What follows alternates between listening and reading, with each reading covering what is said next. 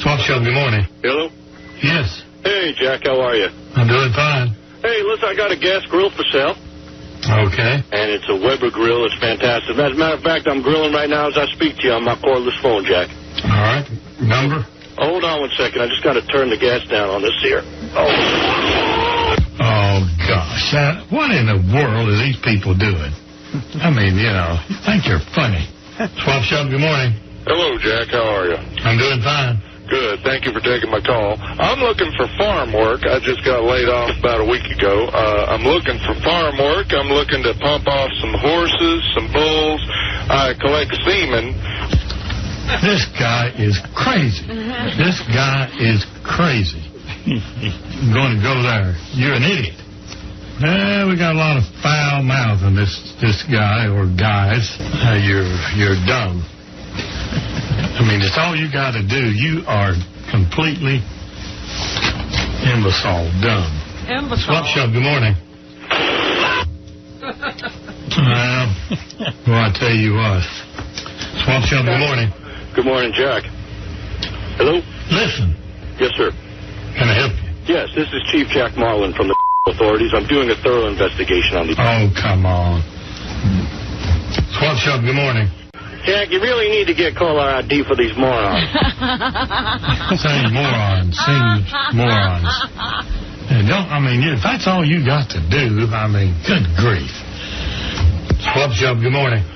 Good morning, Jack. I got a washer dryer for sale. Okay. All right. These guys are having a ball. I don't know, I cut it off. And, you think you, both of you, I hope some of my telephone people are getting me these numbers. Swamp Show. Hey, Jack. How are you doing this morning? Hello, Jack. I'm doing all right. How about you? Oh, I'm good. Thank you. I'll tell you what, these pranksters, you send them on over to me. I'll take care of them. All right. Thank you, sir. Yeah, I'll jack them up. Swamp Show, good morning. You're on the air. I'm a vomit lover.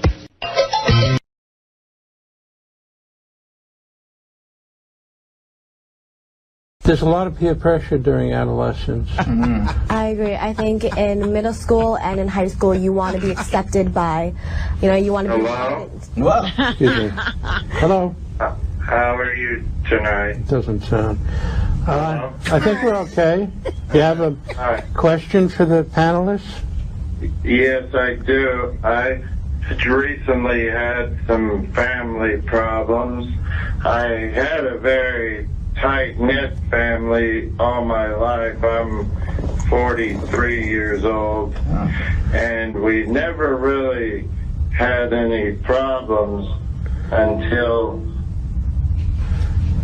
Yeah, the topic is independence. Yeah, independence. Well, that has to do with my family because my daughter, me and my wife's daughter, it's her daughter from another marriage, is very independent. And our family has always been very functional and tight-knit, even with our relatives. But I had a cousin come down to visit about 2 weeks ago from Syracuse, and everything was fine for about 2 days, but my daughter's boyfriend, who's from Denver, flew in from Denver, and he stayed with us, and after about 2 days of him from Denver and my cousin from Syracuse staying under the same house, things started to get a little tense. Were people fighting? Between our family, and then it got more aggravated because my wife's uncle from Orlando, who we had... Sorry, I need a scorecard to be able to straighten out. Okay, so you have 3 teenagers in the house at one time. Carry on. It's a little... Oh, sorry, I don't have the scorecard, but let us continue on. Are there any other callers? No, so there was a lot of chaos, right? Yeah. Individually clashing personalities. Well, like you've got 3 teenagers. It's important to have a family that's close. Hello? Yes. Hi, how are you? Hi. You know, I just want to say it's great to have a show right now around the holidays to discuss family. Family is so important. Sure. And I feel like nobody really focuses on family anymore, and it's really nice to hear and see you people tonight talk about family. I'm looking forward to Thanksgiving. My parents are originally from Italy. Mm-hmm. And my mother is from Naples, and my father was in a city called Palermo. I don't know if you're familiar with Palermo. Oh, yeah, sure. Yeah, that's where my father's from, that city, Palermo, and they're coming out. And my Uncle Paulie is from a small town of the outskirts of Palermo called Santa Margherita. It's a small town where he grew up. Mm-hmm. And outside of that, my Uncle Joe, he comes from Porta Pala, Italy. All right, thanks. It's good to have a big family, but the question is not more about the family; it's more about the kids, because this is a respect show. We're trying to see how the children. You feel Italian families allow for individuality? Are you still on? I think it's not. Are you still on? No. I think they cut him off. That guy probably. I have my ex outlaw father-in-law. Mm-hmm. It's from Palermo. So. Oh, okay. So, are young people like? Hello. Yes. Yes. Then my uncle Louis flew in from Toledo. Are you? Is this going to be a real question? What sober if you can. Just talk about independence and all these Italy and Palermo. Yeah. Do you have a question about this issue we're raising? You're on the Swap Shop. I'm sorry, but I think we got disconnected. Oh, yeah. Well, I didn't know where the conversation was going, so I pushed the old dump button. Yes, I'm looking for chocha, please. You're looking for what? Yo quiero chocha hoy. You're looking for, now say it again real slow. See, I'm an old country boy. It takes me about an hour and a half to watch 60 minutes. I'm looking for chocha, please. You're looking for the Swap Shop? I'm a Puerto Rican man with lots of money looking for fresh, young chocha. Okay. All right. Well, what's your phone number? I decided to bring in late teenage, 19-year-old young women who have started their own organization called Pink Positive New York. We definitely sacrificed a lot, and the outcome was wonderful because... Hello, Russell? Excuse me, yes. Hi, how you doing tonight? Okay. I wanted to just say it's great what these two young African-American ladies are doing. And, this takes me back to something my grandfather used to say. It doesn't really matter what color you are, black, white, Indian, Hispanic. It's all pink on the inside. Okay. What? All right, tell me about why you chose domestic violence against women as a subject. It's used to establish power and control over a person through fear and intimidation. Hello. Hello. Hello, Russell. How are you? Okay. This is Jermaine Washington calling from the Bronx. Okay. Hi, Mr. Hello, Washington. Jermaine. Hello. I want to wish a happy Kwanzaa to my Nubian sisters. Okay. I think you're doing a good job. I want to talk a little bit about domestic violence in conjunction to the hip-hop community. Okay. Yeah. Hip-hop can have a positive effect. I'll give you an example. Hey, what's that? Okay, it's just our volume. Go ahead. Ooh, you almost blew up my eardrums there. Okay.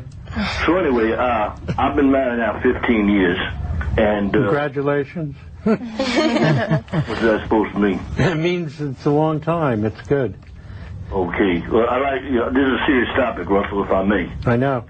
Okay, this is not a joking matter. So, just getting back to what I was talking about, how hip-hop can have a positive effect. I remember one day specifically, this is about 10 years ago, I was playing my Grandmaster Flash records, and my wife told me to turn it down, and I bashed that radio right over her fucking head.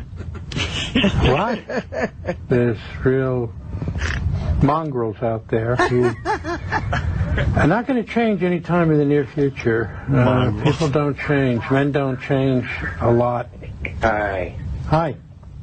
Hi, good evening. I think what these young girls are doing is great. It's great for the young people and the youth of today. And, the youth in America today is very young, and young people's what's important to the youth of America. You know, being young, I was a young girl once, and my youth, when I was young, I was in my youth. The youth is affecting young girls, and the young people in the youth is, you know. Thank you. Okay, thank you. Thank you. I love that Go guy. ahead. Do you want to finish?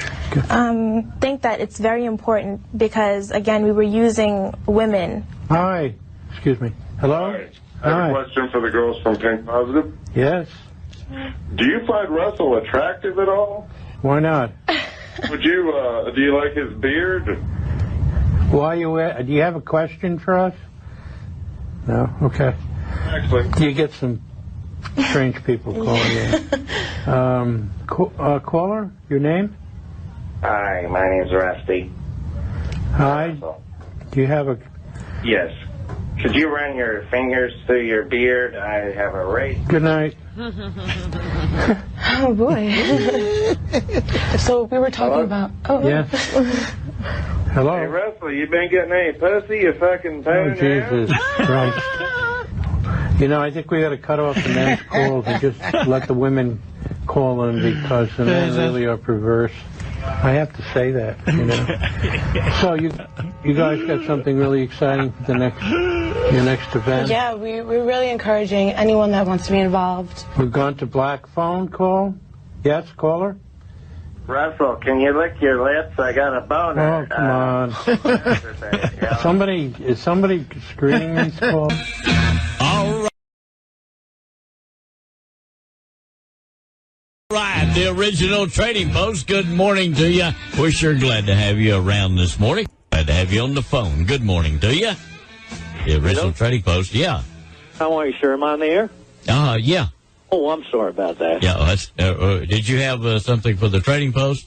Unfortunately, I do. I'm on Medicaid and Social Security, and my wife Ethel just came down with a bout of colitis, and we're having some problems, and I'm going to have to depart with an antique Japanese vase I'd like to put up for sale. Okay. And it's a wonderful vase. It's called the Meiji vase. It's very decorative. It's roughly valued at roughly $1,400, and we do have an inscription on it that came from the artist. Oh, can you hold on a second? Can I grab this vase? Well, okay, go ahead. Yeah. Ethel, can you grab the Japanese vase off the mantle, please? Yeah, he's got an antique. All right, Fib, I got a little bit of preparation H on my fingers, though. Just wipe it on the count and bring it over. Okay, we just got a few more seconds. There, sir? We got a few more seconds here, so... Okay, let me just... Here's a bit. All right, here it is. Whoa, fiddlestick. What? You dropped the goddamn money! Hey, what? Uh-oh. I don't know what that was about, okay? I don't know what that was about. But anyway, I guess we had to take care of that right there. I'm sorry about that. But anyway, good morning to you, the original Trading Post. Good morning, and how you doing today? All right, you? I'm doing okay. I just wanted to call and sincerely apologize for the gentleman that was cursing a little bit. That was my husband, and he was upset that I dropped our vase. We've had it in our family since World War II. My grandfather brought it back from Japan, and I can't believe I dropped it like that. And I'm just hoping maybe somebody out there has some kind of vase glue or something, and I'm going to need some bandages because he beats me. You're damn right I'm going to beat you. Yeah. I told you, drunk the goddamn. Well, there is something going on here. Anyway, I'm not sure exactly what is happening. Welcome to Ron's Swap Shop. Now, here's Mr. Swap Shop himself. All right, lines are open for the Swap Shops. Thank you for that very nice introduction. Let's go back to the phones. Good morning on the Swap Shop.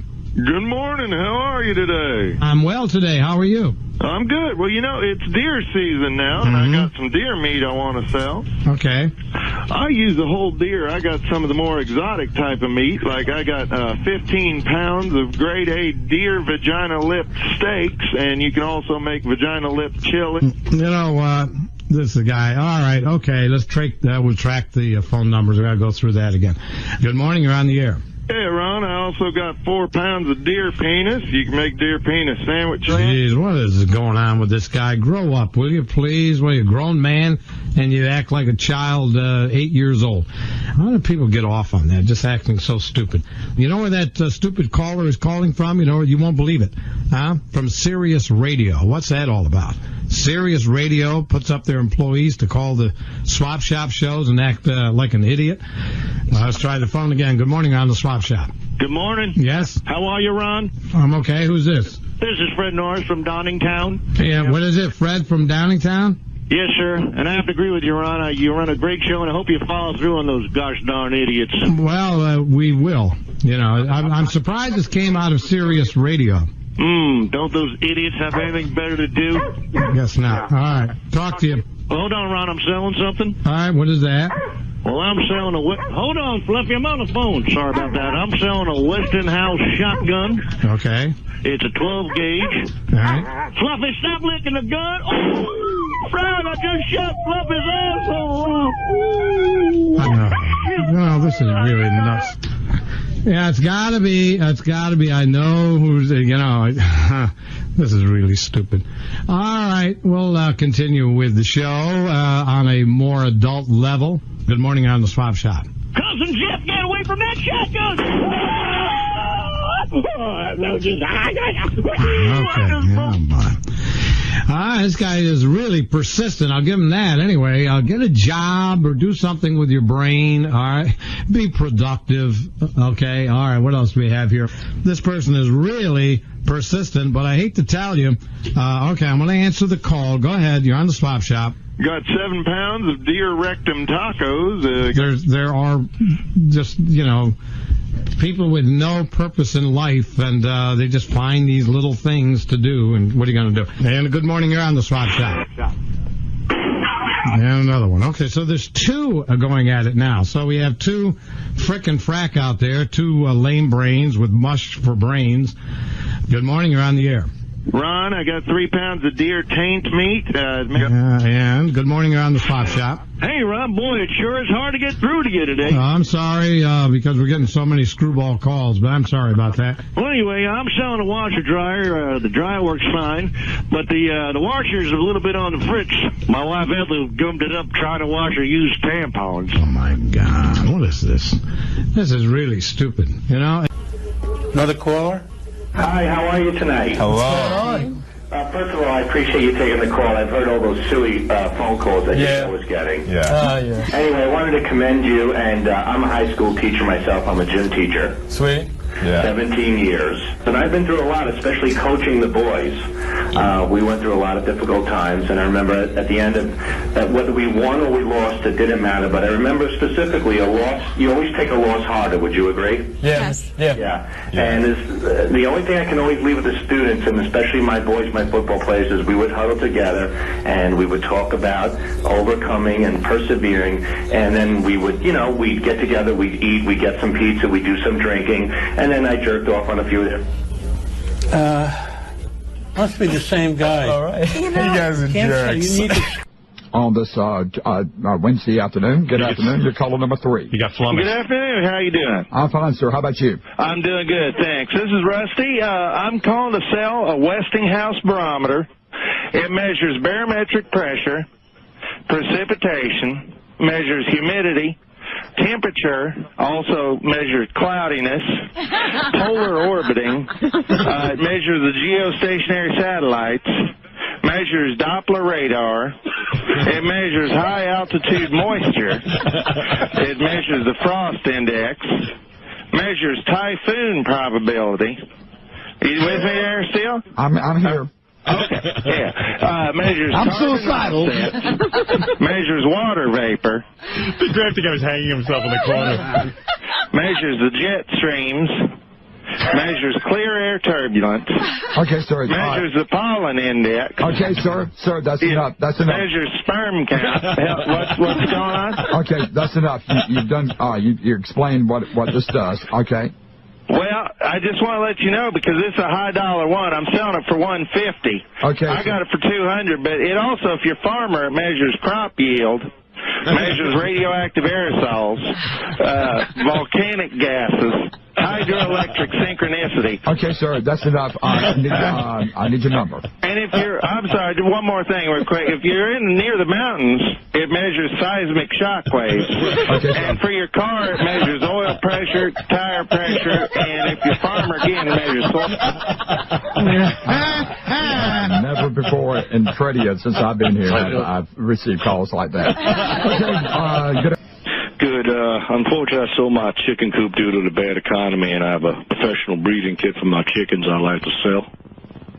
Okay. It's one professional breeding kit. It contains 2 holding devices for the female hens, and it has 1 straddle for the male cock, which includes a cock ring. And the cock ring is made of stainless steel. It's placed around the cock to hold the cock in place while the female is placed in position for breeding. And the cock's performance has been proven effective about 90% of the time with the cock ring, and we've been pleased with the cock ring and the way it straddles the female, and we're pleased with the performance of that.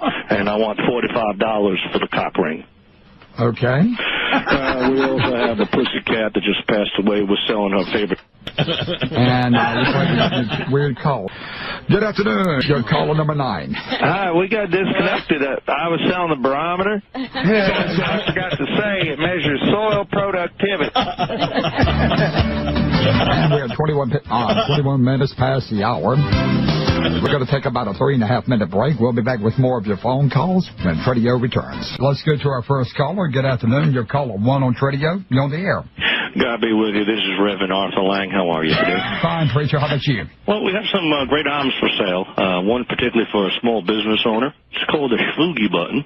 Are you familiar with the Schwoogie button? No, I'm not. Okay, well, that alerts you when black people come into your store so you can keep an eye on them. Okay, get us in your caller number 2. Hey, how are you today? I'm fine, sir. How about you? Good. I agree with the good Reverend. Hopefully the prank calls will cease eventually. Anyway, I have a Signature Series Robin Quivers High Colonics kit, which includes 2 gallons of anal cleansing coffee, a sphincter tube, an enema bag, and a used zucchini with 2 sausages that were used in her vagina. Good afternoon, caller 4. Yeah, hi. I'm interested in that Robin Quivers High Colonics. Okay, good afternoon. You're caller number 5. Hello, God bless you, Andy. How are you? I'm fine, sir. How about you? Very good. I have a special edition Aryan Nation starter kit. It comes with shackles, chains, a used noose from Lakewood, Georgia, a Grand Dragon robe. Okay, I'll tell you what. Seems like we're getting kind of all the calls today, aren't we? Good afternoon. You're caller number 6. Good afternoon, Andy. Hey, how you doing? Good, thank you. So I got a used Lexington steel penis pump. I'm at... Okay. Good afternoon, you're caller number 7. Good afternoon, sir. First of all, I rebuke those 2 pranksters in the name of Jesus Christ. You're a good man, Andy, and you don't need to put up with this nonsense. I appreciate that, sir. All right, secondly, I do have a 12-gauge shotgun that I think I was going to put up for sale, but I might use it for those 2 fellas if they keep doing this to us. It's not fair. I'm tempted to say, let me rent it from you. Good Lord is looking out for them. Okay, now let's get down to business. How much did that fella before want for that penis pump? Sir. Because my pecker is quite small. I can use a good stretching on it. No. Okay. Sucked him right in. Okay, good afternoon. You're caller number 9. Hi, Andy. It's Ethel. How you doing? I'm doing great. How about you? Good. I'm calling about that feller a while ago that said he went to Western high schools looking for the yearbooks. All right. Yeah, I recognize that feller's voice. That was Steve Brandano. I remember sucking his pecker at a sock hop in 1930. And good morning, everybody. Welcome to Tradio. So let's get down to the Tradio nitty-gritty. And good morning, you're on Tradio. Good morning, you're on Tradio. Well, hi, folks, and it's a very pleasant Wednesday. It is. Let's wheel and deal. I love the Tradio. All right, then. I'd like to put my first item up for sale, please. Let's do it. The first item I have for sale, please, is a very rare vinyl record from the rock band Psychedelic Bee from 1969. Okay. It contains all 4 original members: Howie Feltersnatch, singer Ivana Handjob, drummer Lou, that's Lou. Okay, that's enough. Let's keep it clean.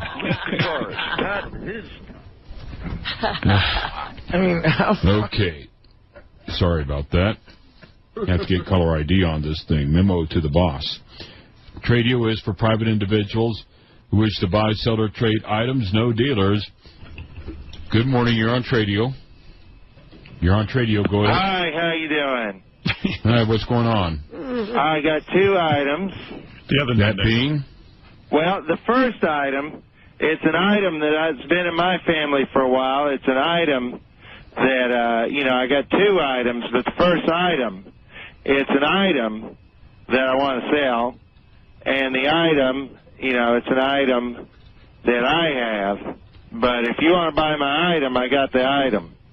Okay, So, now look, come on.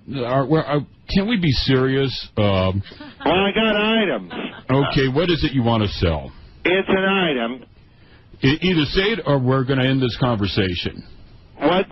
Well, if somebody's interested in the item, they might want to buy it. I don't know why you're getting all upset with me. Well, I'm getting upset because you're not saying what the item is. Well, it's not one item, it's 2 items. Go ahead, say the items. It's an item that I've had. It's about 20 years old, the item. What is it? It's an item.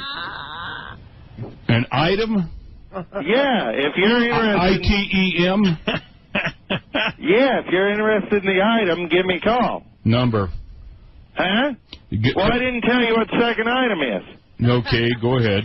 The second item's also an item, but it's a little bit older item. It's 25 years old. Okay. So, I mean, if you want it, do you want it yourself? You want the item? No, I want you to say what it is you're selling, or we're going to end this conversation. I told you that I got 2. We don't mind the people being friendly, but we just do not entertain comedians. Okay, looks like we're going to have to not open the phone line because we've got some clowns out there. All right. Sorry about that. And St. Patrick's Day Parade, as Mitch said, tomorrow. The parade starts at 11:30. You're invited to watch or march in the parade tomorrow. It's going to be a good one. Hi. Hi, where's the parade tomorrow? 11:30. Good morning. Oh, can I get the address for that parade, please? No, we're not giving that out on the phone. We're doing it on the air. Oh, We'll give it right on the air. There you go. You can write it down for you right now. Good morning. Morning, I'm calling about the parade tomorrow. Okay, and we have... 11:30. We also have now a haircut and a hot lather straight razor shave for $14, normally $20. Good morning. Good morning. Where's the parade? Good morning. I asked where... We'll be taking a break here in just a minute. Hello. Who's in the parade? It's all parade questions directed to the Kukakalpa. Who's in the parade? It's all parade questions directed to the Kukakalpa. Kukakalpa. Hi. Who's in the parade? Hello. Hi, Loretta, do you ever have too much time on your hands like these guys? They might want. Loretta sounds like a party. Yeah, Loretta sounds like she's got plenty of time. She's like, we run a serious Tradio. Consider getting something better to do. Hello? How long is the parade tomorrow? Hello? Who's playing in the parade? Okay, you know what? This is the Super Saver Hotline. We sell things here. If you have any other questions, we're not going to answer them for you right now. Good morning. What kind of parade is? If these lovely callers keep wanting to know about the parade, they can call the Kukakalpa. We'll be happy to answer any questions regarding the parade. Just so you get going with the show, because I know you've got a lot to sell today. Thank you. There you go, boys. Hi. Good morning, Marianne. How you doing? Enough of this parade now. Hello. What's the parade theme tomorrow? Hello? The parade. Good morning. Good morning. Good morning. Good morning. Hi. We have today we have a haircut. One per caller on this. It's a $25 haircut today for $17.50. And happy birthday, Loretta. Good morning. Thanks. What was it? Okay. I think they're hanging up on people who aren't richer than Sal. We're here. Let's enjoy the fellowship together. And let's go to our first caller. Good afternoon. You're caller number 1. You're on the air. How you doing today, Andy? Fine, sir. How about you? I'm doing good, buddy. My name's Ron Conkema. Hey, Ron. All right, so I got some old items here from the pantry I'm looking to get rid of. Let's see here. I got 1 jar of Grandma Delabate's sweet bukkake jelly. And 2 cans of Mandingo's African jizz sauce. Also, I got a sack of Uncle Jack's salty tea bags. Well, we're having some prank calls again today. Hey, good afternoon. You're caller number 3. You're on the air. Hi. God bless. How are you? Fine, sir. How about you? I'm good. Thank you. I'm calling in. I got 3 items. This is Norma Stitt, by the way. I got 3 rolls of yarn. The number here is Hey, turn your radio down. I want $5 a piece for those. Okay, sorry. Can you hear me? Turn your radio down, please. Oh, I'm sorry. Rusty, turn down the radio. My grandson turned up the radio. I'm sorry about that. That's all right. Okay, and I have a crochet kit. It's used, but I'm not willing to sell it real cheap. I'm selling it for $2. In one way or the other. Yes, sir. You sure will. Okay, I told him to turn on the radio one time before. I will not say that again. Please have your radios turned down, okay? Good afternoon. You're caller number 4. I have 3 exotic pets that are stuffed straight from the Daniel Carver taxidermy downtown. It consists of a moon cricket, a porch monkey, and we have a jungle bunny. Okay. Good afternoon. You're caller number 5. Hi, Andy. How are you? I'm fine. How about you, Lee? I'm great. Thank you very much. So I got a set of bingo cards. I got 20 bingo cards. I got the chips and the bingo balls that come with it. It's all set. And I'm asking $15 for it. And we just moved. Let me get my number from my husband. Hold on. What's our number here, Ray? 742. 749. No, 742. What? 742. 742. 3876. 3475. No. 3. Okay. Good afternoon. You're caller number 6. Good afternoon. How are you? I'm fine, sir. How about you? Excuse me. Just a gentleman called before. How much? I didn't get the phone number for the bingo cards and the bingo balls. I'm sorry. We got cut off. Thank you for calling. God damn it! Okay, you're on the Danny wagon. Hello? Hi, I have a celebrity adult video from John Hine getting orals in college. Wait a minute. What are you trying to do here? John Hine, he's the blowjob king of Michigan State. He's the nerd on Jump the Shark. You know... Oh, boy. Is there a full moon or what? No. Yeah. Ring up that police department for me, will you? Good morning. Good morning. Hi. Hey, you got to call on in 5 o'clock if you want to sell something, okay? I know. Okay. I wanted to bid on an item. Which item? The butt plug. Okay, goodbye. Hello? How you doing? It's Harry Big Cock. Wrong number.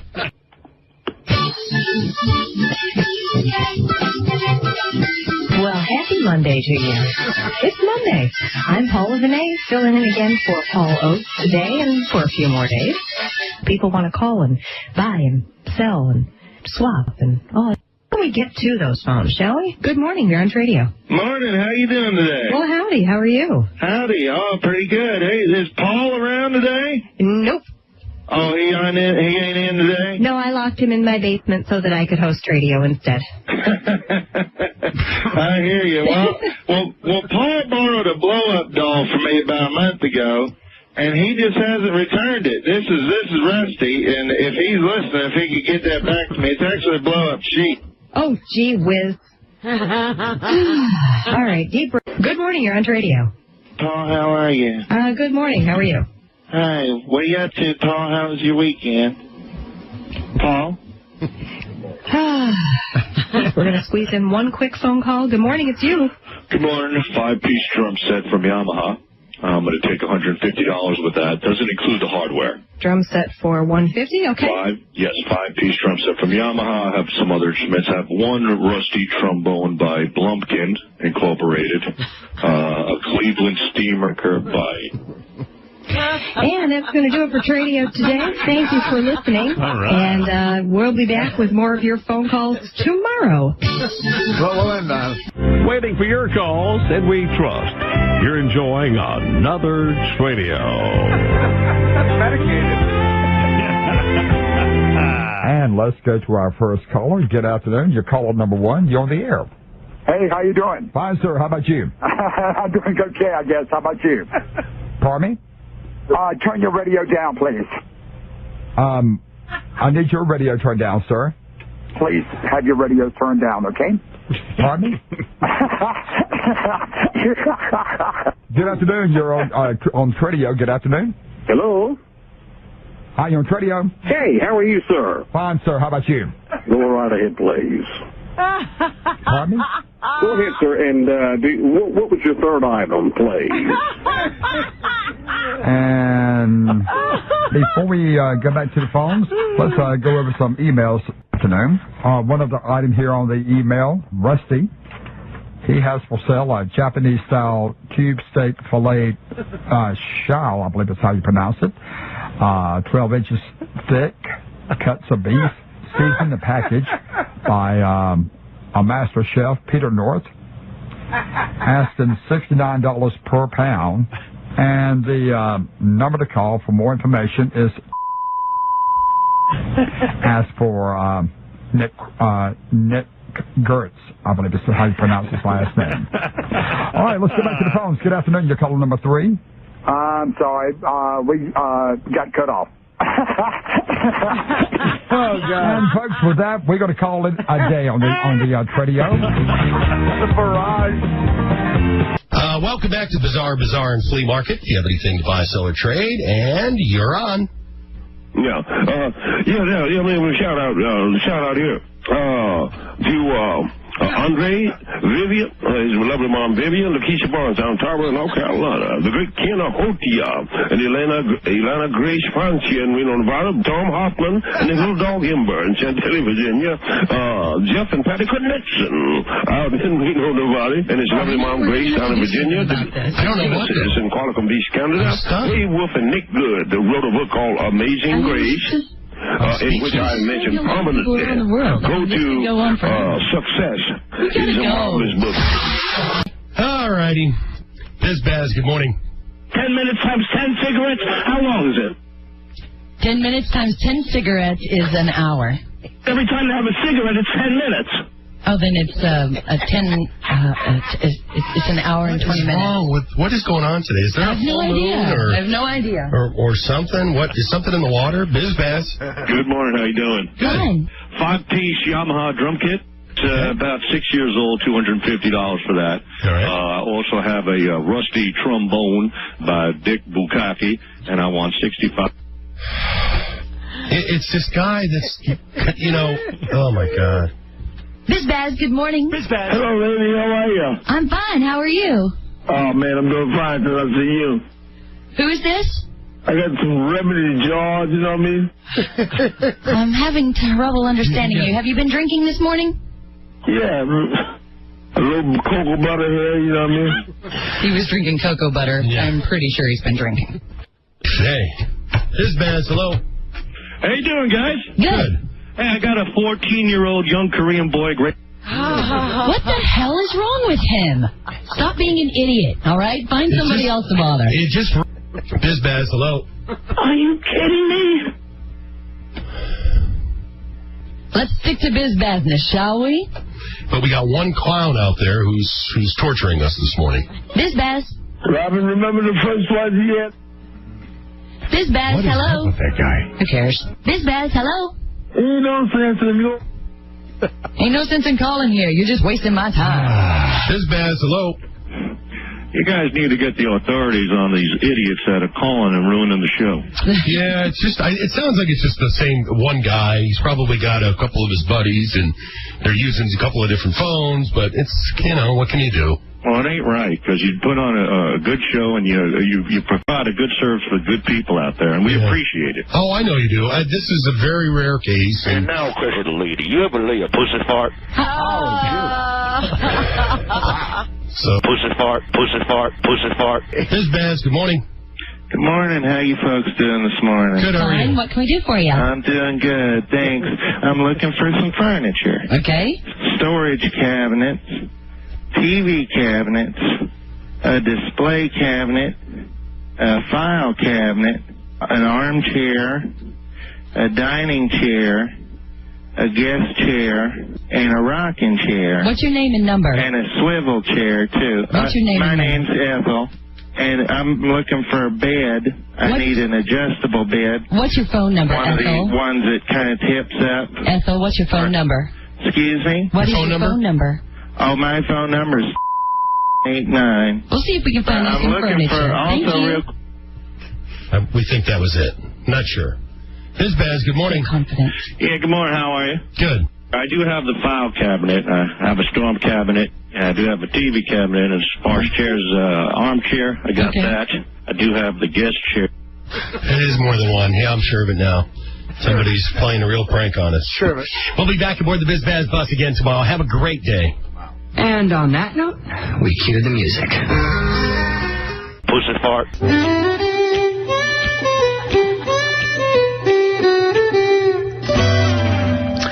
And a good Friday afternoon to you. Yes. To you? Wet Friday. Yeah, it's wet, and I don't know if we really expected this much rain, but a lot of birthdays on the birthday list today. Our hats off to Curly Pubes from his brother Jeff is turning 50 today. Then also Eaton Beaver, who is 55 years old today. All right, and we're going to go to Swap Shop items now. Here is for sale a Jack Off brand used tire jack, $35. Ask for Mike Roch at 3491. Here is for sale several shrimp sauce saucers with 6 sections of sweet and sour summer sauce.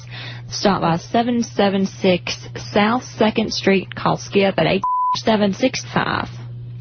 Here's one Fay Gala chocolate making kit. Includes 4 molds and 2 fudge packers. It's portable, so you can pack fudge indoors and outdoors with all your friends. Designed by Chef Mike Morales. Call after 5 p.m. Ask for Reverend Fred Norris at 5817. And that concludes Swap Shop items. Go on. I like that.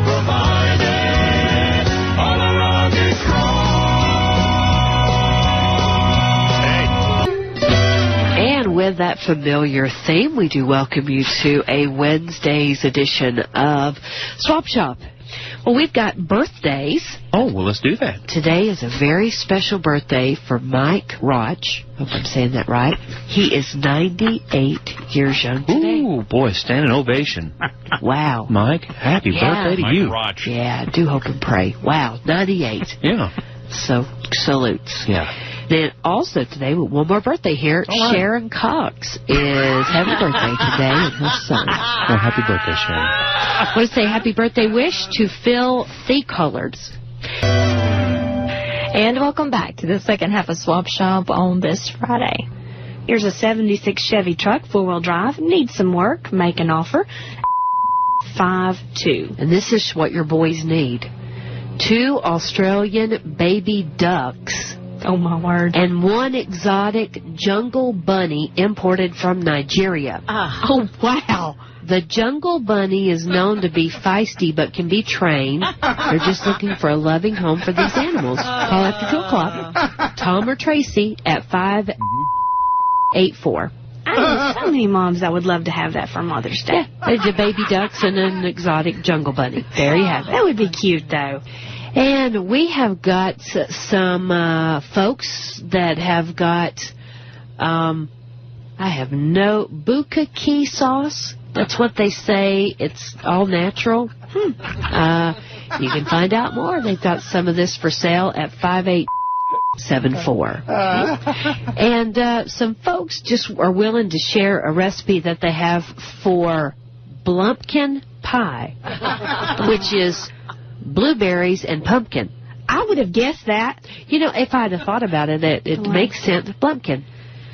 Blueberry and pumpkin. That sounds good together. They say it's a fun recipe and they'd love to share it with you. You can call Diane at 4524. We got a bathroom faucet set by Golden Shower. The Golden Shower streams warm every time. So I guess that's a kind of a brand. Call and ask for Denise at 5864. Now this, folks, you need to listen to this. I'm kind of reading these as I get to them. I haven't got to preview them. But there is a contractor in the area that's going to be dropping loads of dirt today at the quarry. How cool is that? Sign me up. If you need a hefty, fertile load for your garden or your yard, come by. Oh, wow. And that's today only. Free. Yeah. All right. Here is a rim job brand 18-inch aluminum rim set of 4. Excellent condition. Asking $45 for the 4. Call Rod at 845. I think we're good to go. All right. Well, that'll wrap up Swap Shop. It's okay. We'll see you tomorrow, folks. Well, we're reaching out and touching you right here on the Swap Shop. And so if you haven't called us and you got something you want to buy, sell, or trade, well, we'd like to hear from you. Swap Shop, good morning. Hi, Jack. How are you? I'm doing fine. Yeah, I got a couple things for sale. I got a dip net that I want to sell. And are you still there? Yeah, go ahead. Can you turn your radio down, please? Are you on the computer? Is that your radio, Jack? Yeah. Hi, Jack. How are you? I think you're... Well, there's something going on there. I can't hardly. That's on the computer. So you have to turn it off before you call. We get a feedback. Swap Shop, good morning. Good morning, Jack. How are you? I'm doing fine. What in tarnation's going on with the radio today? Keeps feeding back left and right. No, sir, it's not us. It's not us. Oof, my eardrums are ready to pop. Well, and nobody's having the problem except you. Let's get down to business. I want to sell a few things. Well, go ahead. We have Robin Quiver's Red Snapper. It's a delicious meal. It comes in a black box, and Robin's Red Snapper is very tasty. It goes great with the enema coffees. Okay. Need your phone number. 755. Thank you, sir. Have a great day. God bless you, Jack. Yes, sir. And fix up those radio problems, will you, please? All right. Swap Shop, good morning. Jack, how are you? I'm doing fine, sir. I called a while ago. I think something was wrong with your computer there. Gotten some feedback or something. Sorry about that. That's all right.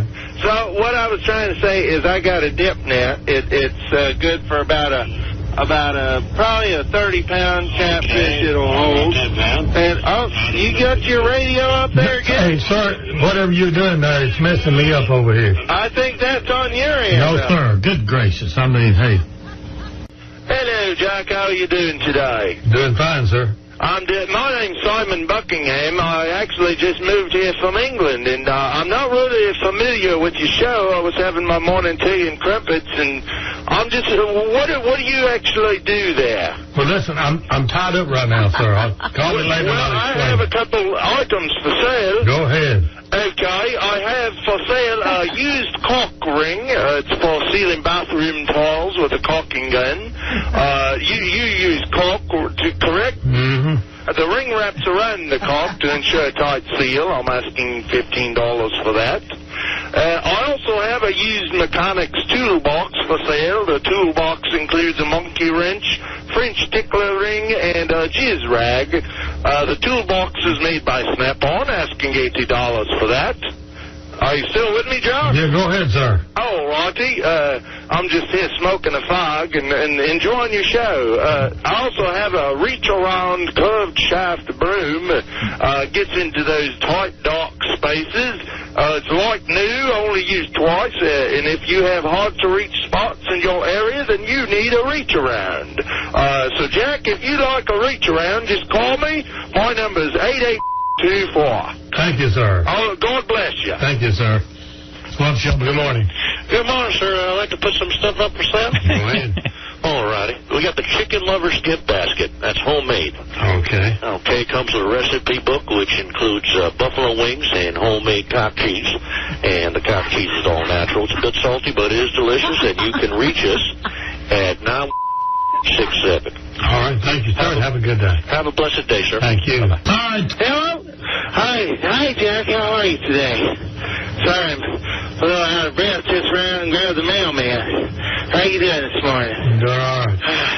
So, I got a couple things for sale. Sorry, let me catch my breath here if you give me a second. All right, putting up with that junk today. You call back, I will hang up. Swap Shop, good morning. You hung up on me, Jack. I wanted to tell you I got quilts for sale. And I got 3 quilts. And I'm selling them for $5. Hold on. Are you still there, Jack? No. No. Give me your phone number. It's 554. No, that ain't gonna work. 13. I'm out of breath. I don't care. Don't call up anymore, idiot. All you got to do, you got that much breast, you need to go to the hospital or something.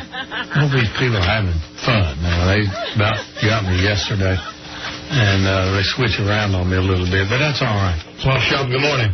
Good morning, Jack. How are you? I'm doing fine. What in the heck is going on today with these pranksters? I don't know. It started yesterday, and I think it's some people out of state, and they just discovered our stuff, and they're really poking fun at our people, and I don't like that. I don't like it either. It makes you look like a jackass, and it's not fair. You've done a good show, Jack. Thank you, sir.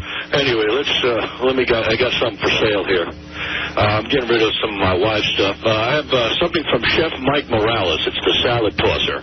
Everybody likes to have the salad toss. You like the salad toss, Jack? Oh, yeah. Okay. And it's the Chef Mike Morales salad tosser, and we have some exotic European tea bags. So you can have fun tossing salad with all your friends, and the tea bags are great for dunking, too. You ever get tea bag, Jack? Oh, it's fun. Everybody loves a good tea bag and then some good old salad tossing. So that's the Mike Morales salad tosser and exotic tea bags, great for dunking. And I'm asking $15 for that. Okay. All right, and you can reach me at 58. And I hope you call the authorities. Well, there ain't much I can do about it except, just hang up and I'll go on. Morons just making you look like a stupid jackass. No, but that's all right. Hey, have a good day. It really bothers me. God bless you, Jack. Thank you. Swap Shop, good morning. You're on the air. How much was that salad tosser, Jack? Don't even go there. You're still having fun, aren't you? Yeah. The joke would be, oh, we smoke this, it's fake weed, and then we smoke it and we pretend to get stoned, and it's a pretty fucking simple joke. And then we were about to go on and do it, and literally like 30 seconds before we were supposed to go on, they're like, you guys can't do that. And we were like, what the fuck? This idea's been around for weeks. So we just said we're going to fucking do it anyway.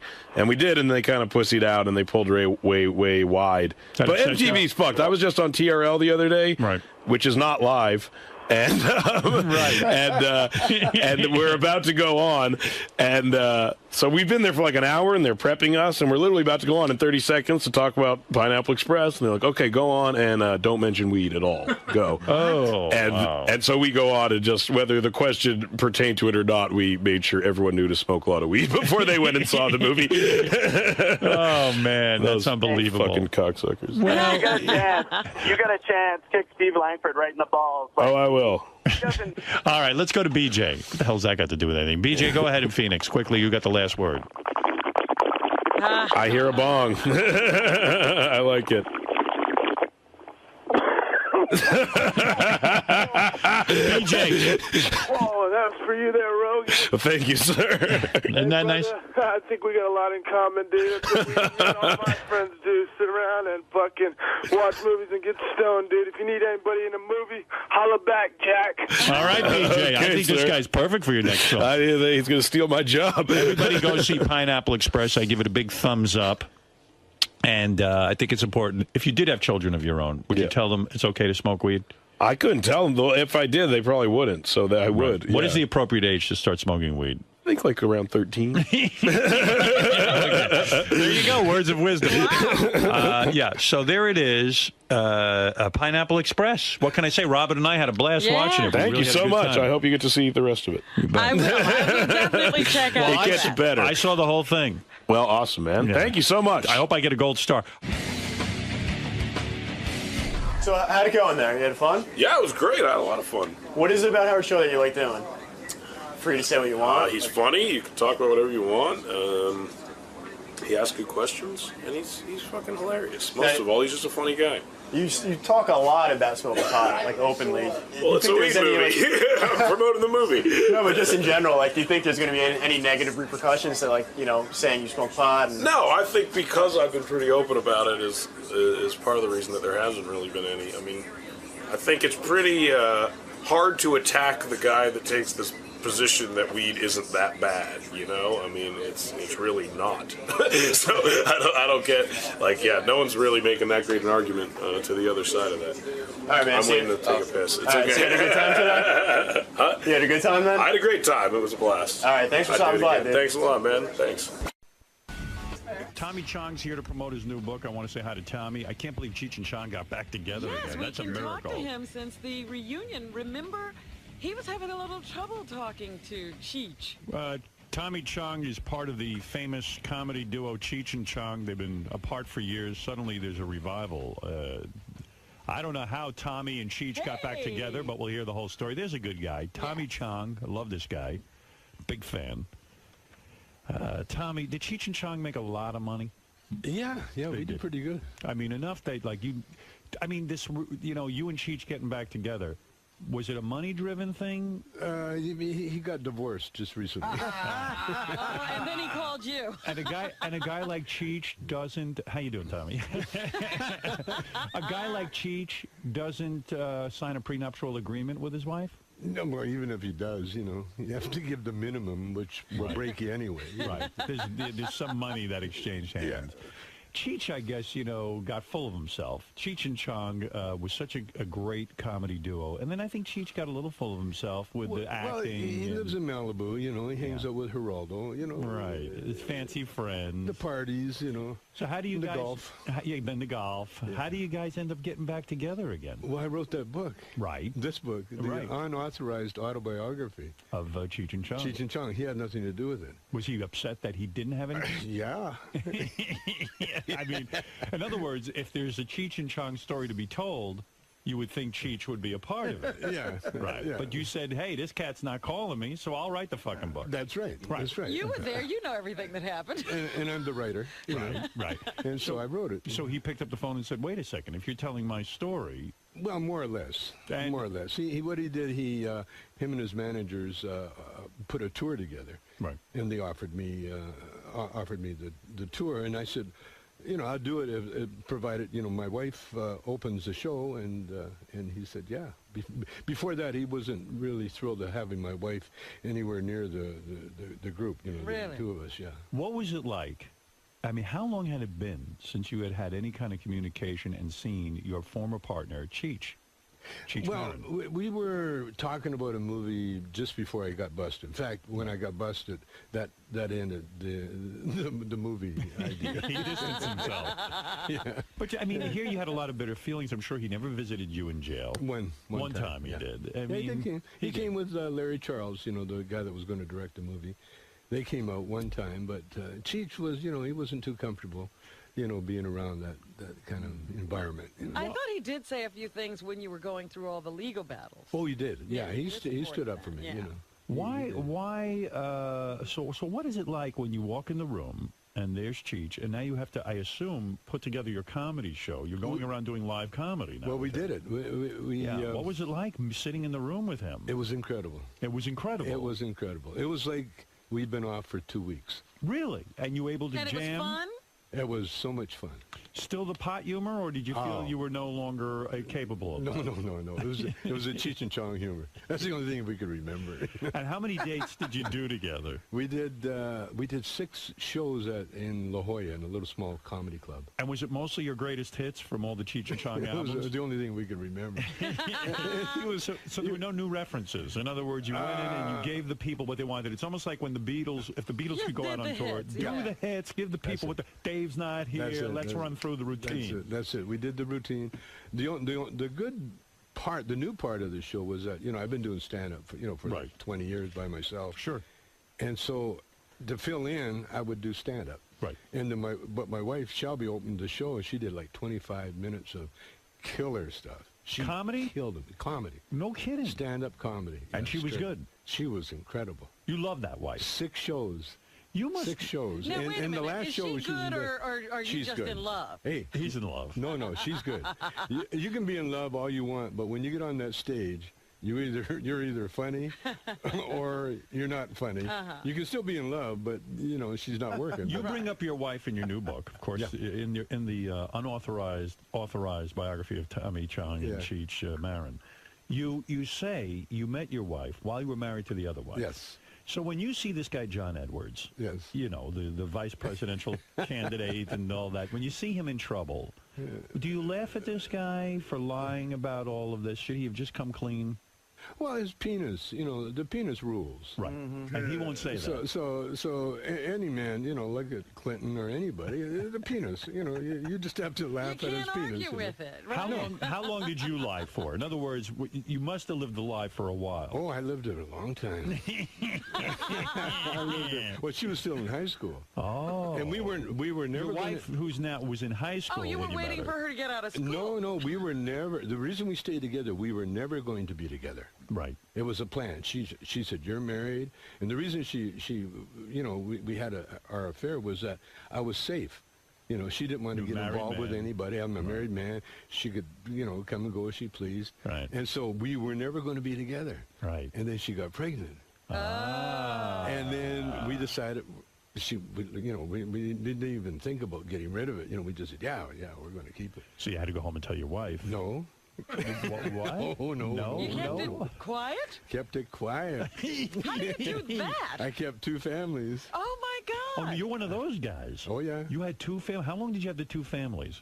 Years. No shit. God, what a hero. Did you get, I mean, my wife, my ex-wife, finally got tired of it, and she knew. Oh, so she knows now. Oh yeah, they know. They know from the beginning. Right. They know from the beginning, but they don't mention. You don't talk. As long as you don't talk about it, it doesn't exist.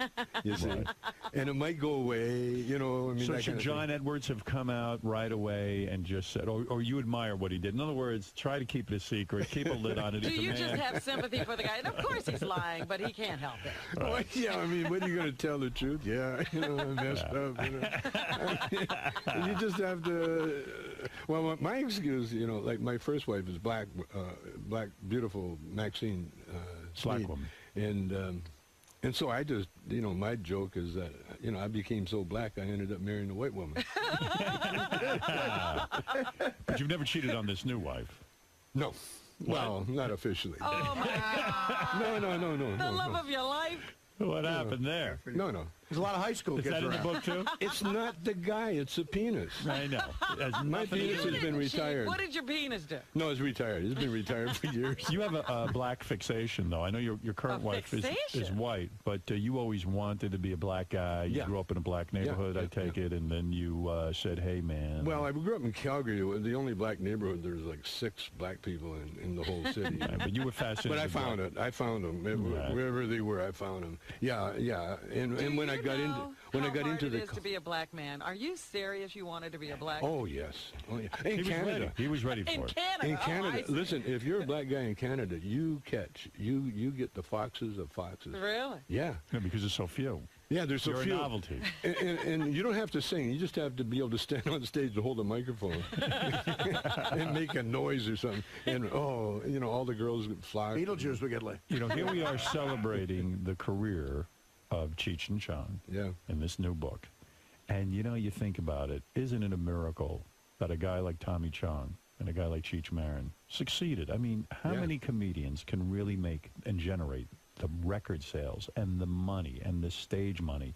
It really is a phenomenal thing, right? Do you ever look back on it and go, how the hell did it all happen? Oh, yeah. How did you two find each other?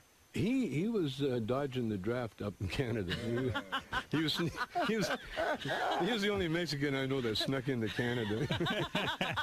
He had it all wrong. Yeah. And he actually became a landed immigrant for a while. Yeah. And then he met me, and I had a acting group going, and then we ended up, the acting group broke up. He was dodging the Vietnam War. Yeah. So in a way, the Vietnam War, if it wasn't for that, you two never would have met. That's right. So you love the Vietnam War. Oh, well, for that reason. Yeah, sure. Why And we not? had a lot of material. And then, so when Cheech and I, when the rest of the other actors left, Cheech and I stayed together. We formed a band first. You were a musician. Yeah, and Cheech is a singer, somewhat. But you wrote the hit song Basketball Jones. Yeah. So I mean, you really know how to Cheech, handle. yeah. And you hung out with real serious musicians. You hung out with Jimi Hendrix. Yeah. And some of the big stars of the Tina Turner. Did you hang out with? I'm a big, yeah. You didn't fuck her though. You didn't see Ike, No. hit her upside the head with a boot. He lent him a sneaker. Tommy was backstage, and I said, "You got that sneaker? What size is that?" As a matter of the fact, show, and the rest was history. I read a great story about how recently in the paper about how Basketball Jones came about. Didn't Jack Nicholson have something to do with that? Yeah. What is that story? He was driving Cheech and I to the Laker game, and he was impatient, so he was driving on the wrong side of the road on the oncoming traffic because he's Jack Nicholson, and he was passing all the cars going into the parking lot. And so Cheech was in the back seat, and every time Cheech got nervous, he'd sing and make up words for different songs. And instead of Love Jones, he was in the back seat going, "I got a basketball Jones." That's funny. Got a basketball Jones. And he sang that, and the next morning, next day, I remembered, and we went into the studio, and it was a big hit. And then we wrote the rest of the How many records did that sell, Basketball Jones? Oh, no idea. You don't even remember.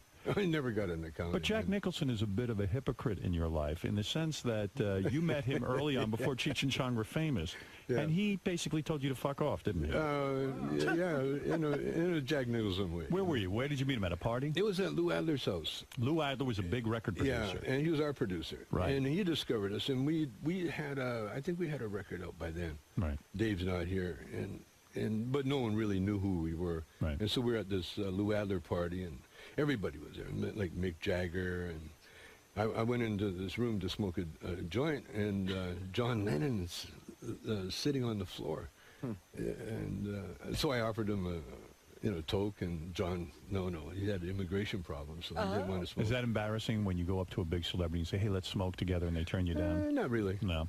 Yeah, it's understandable. Right. It was a big stinky joint. It wasn't a good, it was not like the shit you get today. No, not like today. No. And then Rod Stewart walked in. Yeah. And he started messing with his hair, and I offered him a toke, and he said, "No, his voice."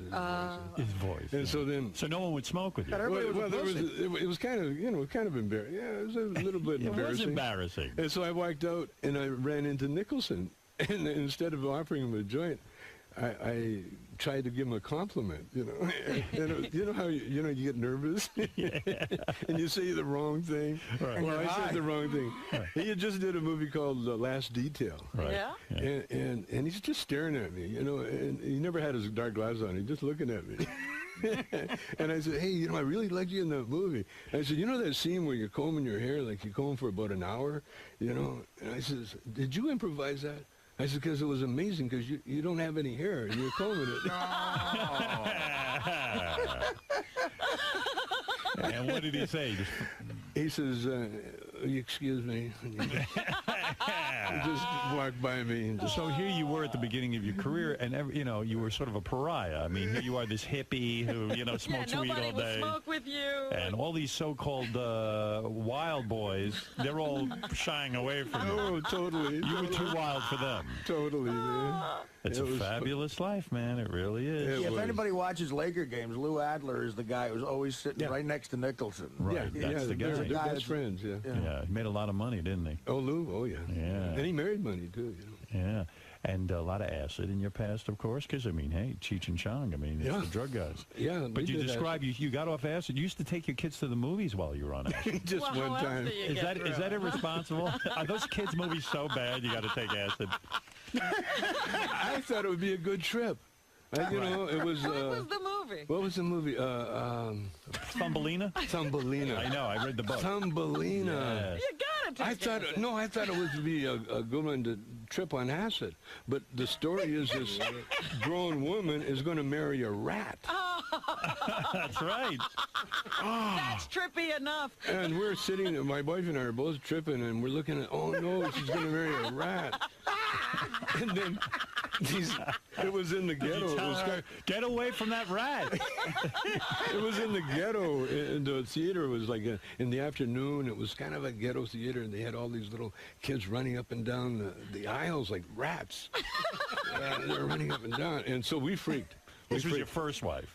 No, this is second wife. This is Shelby. Wow. This is Shelby. Wow. And this is our little girl. Oh no, the first wife would never go there.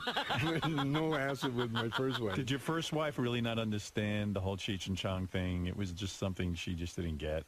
No, she didn't get. Yeah. Really? When to be married to you, you'd have to get what you when I came home as a comedian, you know, like I left as a musician, and when I came back as a comedian, She was like, I didn't buy into this. No, she said, and then I brought Cheech home with me. Boy. This is my partner. I brought Cheech. He slept on the couch. We're both unemployed. The Mexican guy on the couch. Yeah, and she said, "Sorry, you're going to have to go." Yeah, and so I left. You could understand why the wife wouldn't understand that. But it was nice. You know, I had nothing when I left. If she actually supported me and Shelby and I, you know, just giving us food money and let me use her car. She was nice.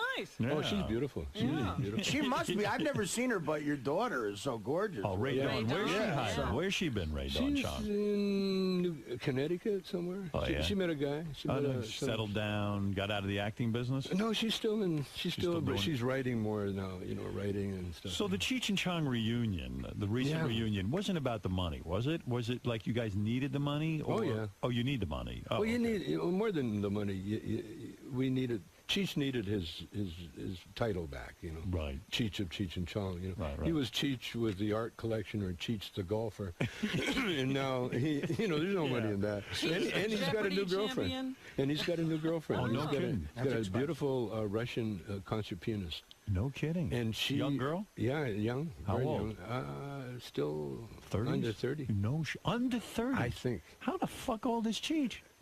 Oh, he's 66. And that's expensive, man. And he's got a girlfriend under 30. Yeah. Son of a bitch. Yeah. Wow. Oh, he looks Does like... he have any kids? He looks like what? He's worn out. Oh, God. He's got that look like, I got to go home and, I don't know. Wow, but I mean... Service her, I don't know. That's young stuff. But does he have kids? Because they might be older than her. Probably. Do you get jealous when you see Cheech with the young... I mean, I know you love your wife. But you don't... I'm at the age... You don't get jealous. You get curious. You don't get... It looks like more aggravation than it's worth.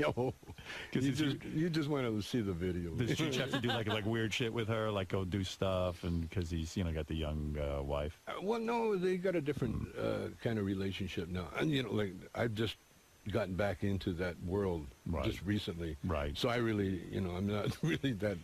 You mentioned well-versed. You mentioned in the book you vacationed in France and you went to a nude beach and you got a boner on the beach. Oh, that's not what you're supposed to do. They always say you're not supposed to get a boner on a nude beach. It's not cool. Again, the penis rules. Yeah, right. You tell your penis. How long ago was doesn't this? the sign at the beach say no boners? How long ago was that? It was in the 80s, early 80s, like 81. So you go on the nude beach, you with your wife? Oh, yeah. Yeah, and she's nude and you're nude. Yeah.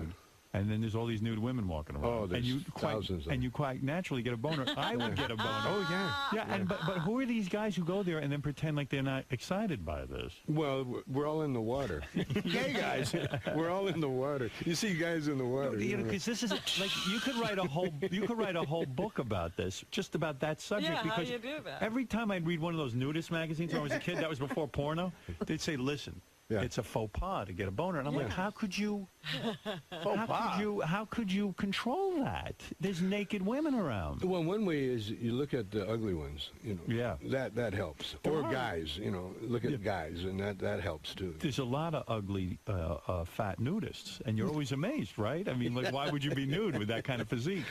That's why, because they like to expose themselves. Did it turn you on that other men were looking at your beautiful wife? Did that turn you on? I have to ignore that part. You do? I'm more concerned looking at what's out there. But when she gets naked, aren't you a little protective? You're like, hey, I don't want anyone looking at my wife. No. You don't care. I mean, you're cool. You're a hippie. You really are a hippie, aren't you? Yeah. You're like, hey, come on, we'll all be naked. Yeah.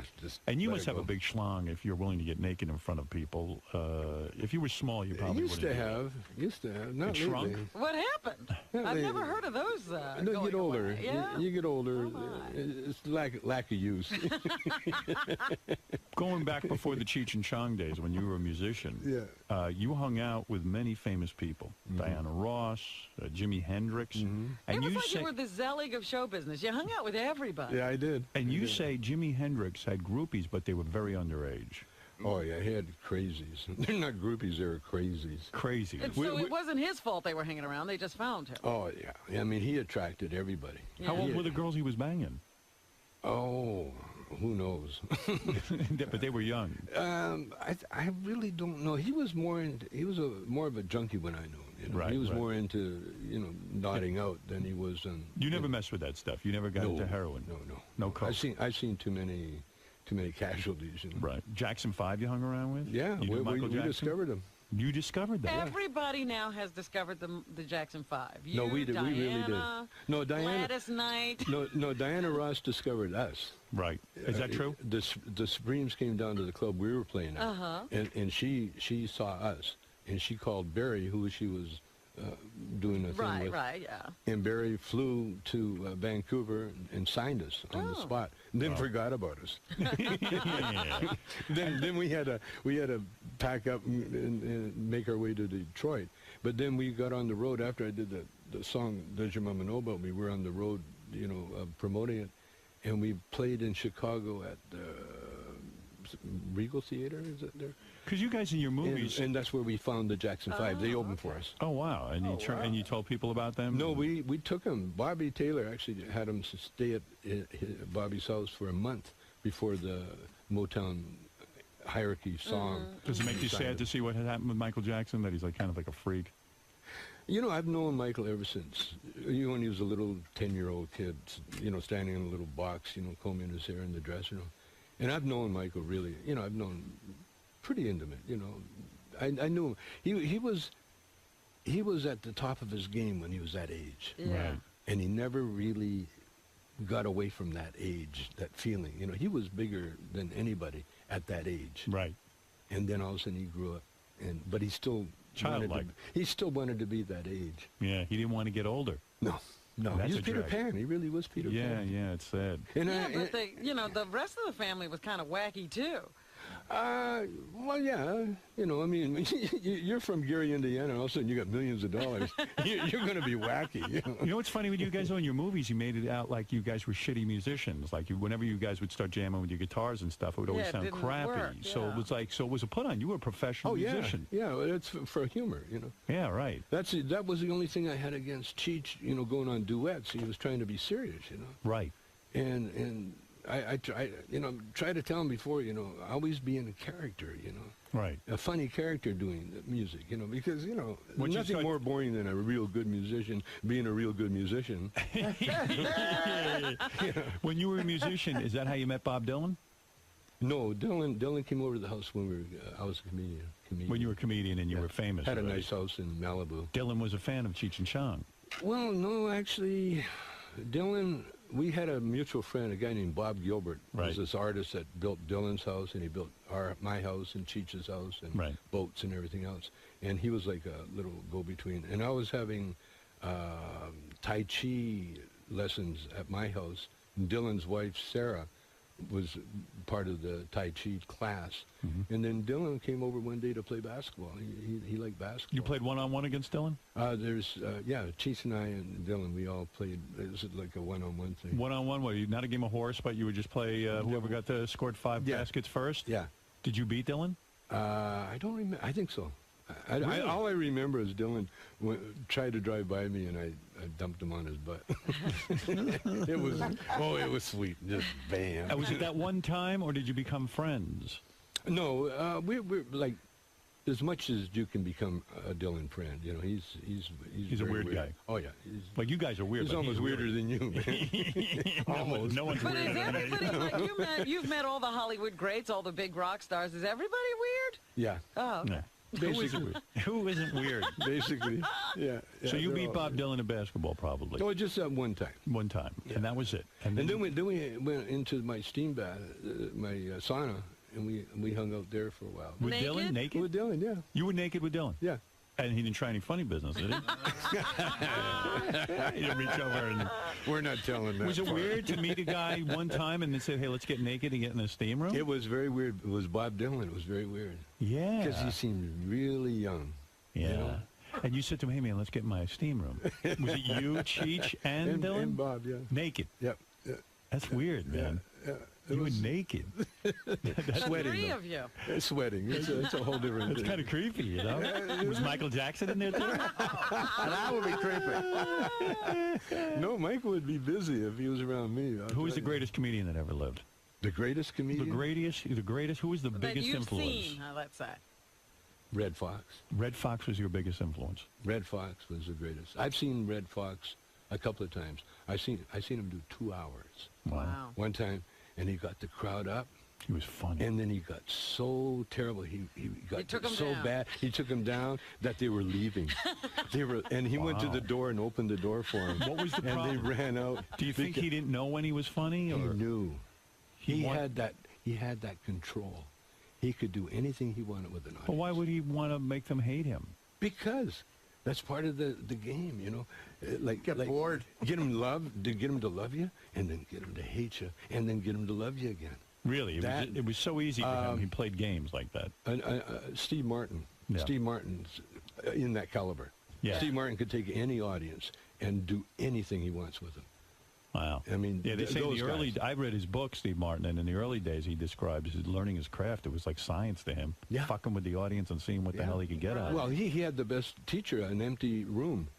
You know, Right. no one coming in, and you had to do your comedy. Yeah, it's almost impossible to learn how to do that in front of a huge crowd. No, you can't. And Lenny Bruce was one of your influences too, Yeah, right? I would time. think. Big yeah. time. Yeah. But Lenny wasn't of the same caliber as Red Steve Fox. Martin or Red Fox. No. Wow. I mean, what I'm talking about is, most comedians can make you laugh for a while, you know. Right. But to take an audience up and then bring them down, and like I've only seen Steve Martin and Red Fox are the only ones that did it. What about Richard Pryor? Well, Richard Pryor would do it, but Richard was more. If Richard was stoned, really stoned, coked out or something, you'd see some incredible stuff that you go, whoa, you know, oh, I don't know if I wanted to see that. but when he was getting very popular in that, he never took that extra one where he would take him. He'd just make you laugh and laugh and laugh and laugh. Was George Carlin one of the greats? Yes, he was. Definitely. Carlin was more of a wordsmith, you know. Right. Yeah. He could do anything with words. I saw him at a tribute to Mort Saul. Right. I saw all the great Jewish comics. And You Carlin. told somebody that you thought George Carlin got very bitter toward the end of He his did. life. He did? How do you Yeah. know that? Just the word out, you know. Why was he bitter? What was he having to be bitter about? Maybe he knew he was going to die or something. I don't know. Really? Well, how did that manifest itself? How did he become bitter? Well, he became bitter. He started, you know how he would attack the establishment? Well, he started attacking, like, homeless people. He was pissed at He was attacking everybody. His last couple are real angry. That's bitter. Some guy, some guy. Homeless. Homeless, get a job. What do you mean? What are you hanging around with me for? So you never seem bitter to me. You always seem like just a happy guy. Like no matter what life deals you, even going to jail. Even going to jail, And you deal with all that. You just kind of just go through life, man. I found the secret, man. What is the secret? The secret. Well, you know the secret. No, I don't. Yeah, I mean, you do. I do, Well, but you would you tell two give us. it to us? Could you remind me again? What is good weed? No, the secret is New that- pussy. The secret is, you know how they say the muse? You know, they talk about the muse? Yeah. Or watch Tiger Woods. Tiger Woods knows the secret. Yeah. See, there's a power. There's a power that drives us all. Pussy. Okay, it's a power. It's pussy. No. No, that's a sexual drive. Oh. No, the power, there's a power that drives every one of us. We all have access to it. But only the few of the greats really know how to access that power. And Tiger Woods is one of them. You watch when Tiger had his broken leg. Are you talking about the Force? I the learned Force, what do you want to call Star it? The Wars. Force, or you want to call it the Presence? Are you talking about the Matrix? No. Gamorrean Guard, Jedi Master. I think I know what you're driving at. The here, Presence. man. Yeah. The Presence. Let's smoke a joint. Yeah. The life force. The life force. And you're saying Tiger Woods is onto it. Okay, you like when people write some great things or do operas or whatever, you know, if you ask them, how did you do that? A lot of writers, you know, they get, like Hemingway used to get drunk out of his skull so he'd get out of his own way so he could write. So it's that force that actually did the writing for him. And like Tiger Woods, when you watch him before he does a shot, he stands, like he does a little meditation. He stands there, and then all of a sudden you can see it almost click in. He'll just almost like nod his head. Then he'll walk up, and then you hit the most incredible shot. So you're saying you have that? I know how to access it. You do? Yeah. Who taught you that? Who was your teacher? I've known all my life. You just knew how to do it? I've known all my life. Did you always know you'd be famous? Did you always know it would succeed, the Cheech and Chong duo? You know, I once, I don't know if it was in this book or the other book, but I said one time I was in a car we just played with Hendrix. Right. And I was in the car with the band, and I said, you know, I'm going to be bigger than Hendrix someday. And the whole band looked at me like, are you nuts? Put it into perspective, though. Put it into perspective. Was Cheech and Chong the biggest comedy act in the world? It's going to be. It's gonna be? You mean there's still life in Cheech and Chong? Oh, yeah. What do you mean it's going to be? It is, we haven't, though, right? We haven't. Did you sell more records than Steve Martin? Oh, yeah, I think so. And your movies were made millions and millions of dollars. Bigger than anybody. Are you the top rental? Are you honored that, you know, now the pot movie is coming back, you know, with this Pineapple Express? Yeah, we just had Seth Rogen on. I thought he did a pretty good homage to you. Love it. Love You like that. Did you see Pineapple Express? Not yet. Yeah, they smoke a lot of weed in it. Oh, I love Knocked Up. Knocked Up, to me, is one of the best bouncer dialogue in the world. I've never seen anything better than that. I love Seth. Tommy Chong's book, Cheech and Chong, is in stores now. Now, I should tell you that Tommy will be signing copies of his book today at noon, and you got to meet this guy. I don't know. There's some aura about him. Well, He's just a good got guy. that power, the force. He does have the force. No, access. I know how to access. Yeah. And what he's saying is, if that power knows how to putt really good, you could be Tiger Woods. Tommy, believe it or not, you could even touch him, maybe. I don't know. Tommy maybe will be, get a little bit. Yeah, maybe get some of the force. You guys have to read the book because it's an amazing life. I mean, including smoking weed with Arnold Schwarzenegger's in your past. I mean, well, is it Arnold weird? has admitted to that. We're not outing him, are we? No. Is it weird now to see the guy you used to smoke weed with? Yeah, Is the governor? I've seen him. You know, I seen him just recently. Did you? Where'd you see him? In the Starbucks. We go to the same Starbucks, and he looked at me and he recognized me right away. He said, "Tommy," he said, I said, "You remember me, Arnold?" He goes, "Oh yes." He said, "We both had a dream." We both had a dream. Yeah. He said, "Yeah, he did that." Except you ended up in jail, and I'm in the governor's mansion. He didn't have that far. So that was the whole interaction. Here's a guy you shared a joint with, and that's all you. But we looked at. But every time I've seen Arnold, you know, we have a connection because we did Up and Smoke first before he did his movies. Right. And so he was a groupie right away. You know, right. Because he knew me before I even was Cheech and Chong. Right. And then all of a sudden he saw me come up with Cheech, and all of a sudden I'm doing movies, and you know this is what he was into. Right. And so he knew me from that level. And then we tried to get him to help me get out of jail. And so he knew me from that level. I remember that, You went to him for a pardon, didn't you? Well, we went to see if, you know, we had people talk to him to see whether or not he could do anything. And he didn't step in? Oh, no. No, he stayed totally away from Well, how do you feel about that? Oh, I understand it totally. He's a Republican. Come on. He couldn't be releasing a pot guy. What was the saddest moment in your life? Do you address this in the book? I don't think I do. But what is the saddest moment in your life? I mean, it seems like such a blessed life, but there had to be some real Well, I mean, downers. he went to jail, Howard. Was that the saddest moment in your life? No, you know, good question. when I realized that Cheech and I had broken up. That was it. When I went to the movie, when I realized that he was doing another movie without me, and I actually come across, they were shooting a location scouting or something, and I came across the whole crew that used to work for me, and there was Cheech, and they just kind of went, hey, how are you doing? They just walked down by me, and that was the saddest. That was the saddest time. What broke you two up? He did another movie. What was that movie? Born in East L.A. Yeah, it's a good movie. And he never even told you. He just said, "I'm." No, he told me. He did. He says, "I got offered a movie without you." Wow. And I'm going to take it. You felt that was betrayal, didn't you? Oh yeah, big time. Is that the one he did with Eric Roberts? Roberts? No. Did you say to him, "Hey, Cheech, wait a second. Come on, we got a huge thing here. We beat all the odds." It's funny. You know what I said? How about the act? What about our act? He says, "You got it." He gave it to me. He said, "You got it." And then just recently, how about the act? Okay, I want it back. Not so fast, white man. No, it turned out so perfect because had we stayed together, we wouldn't be together now. Right. We would have been over. We would have been done, over with.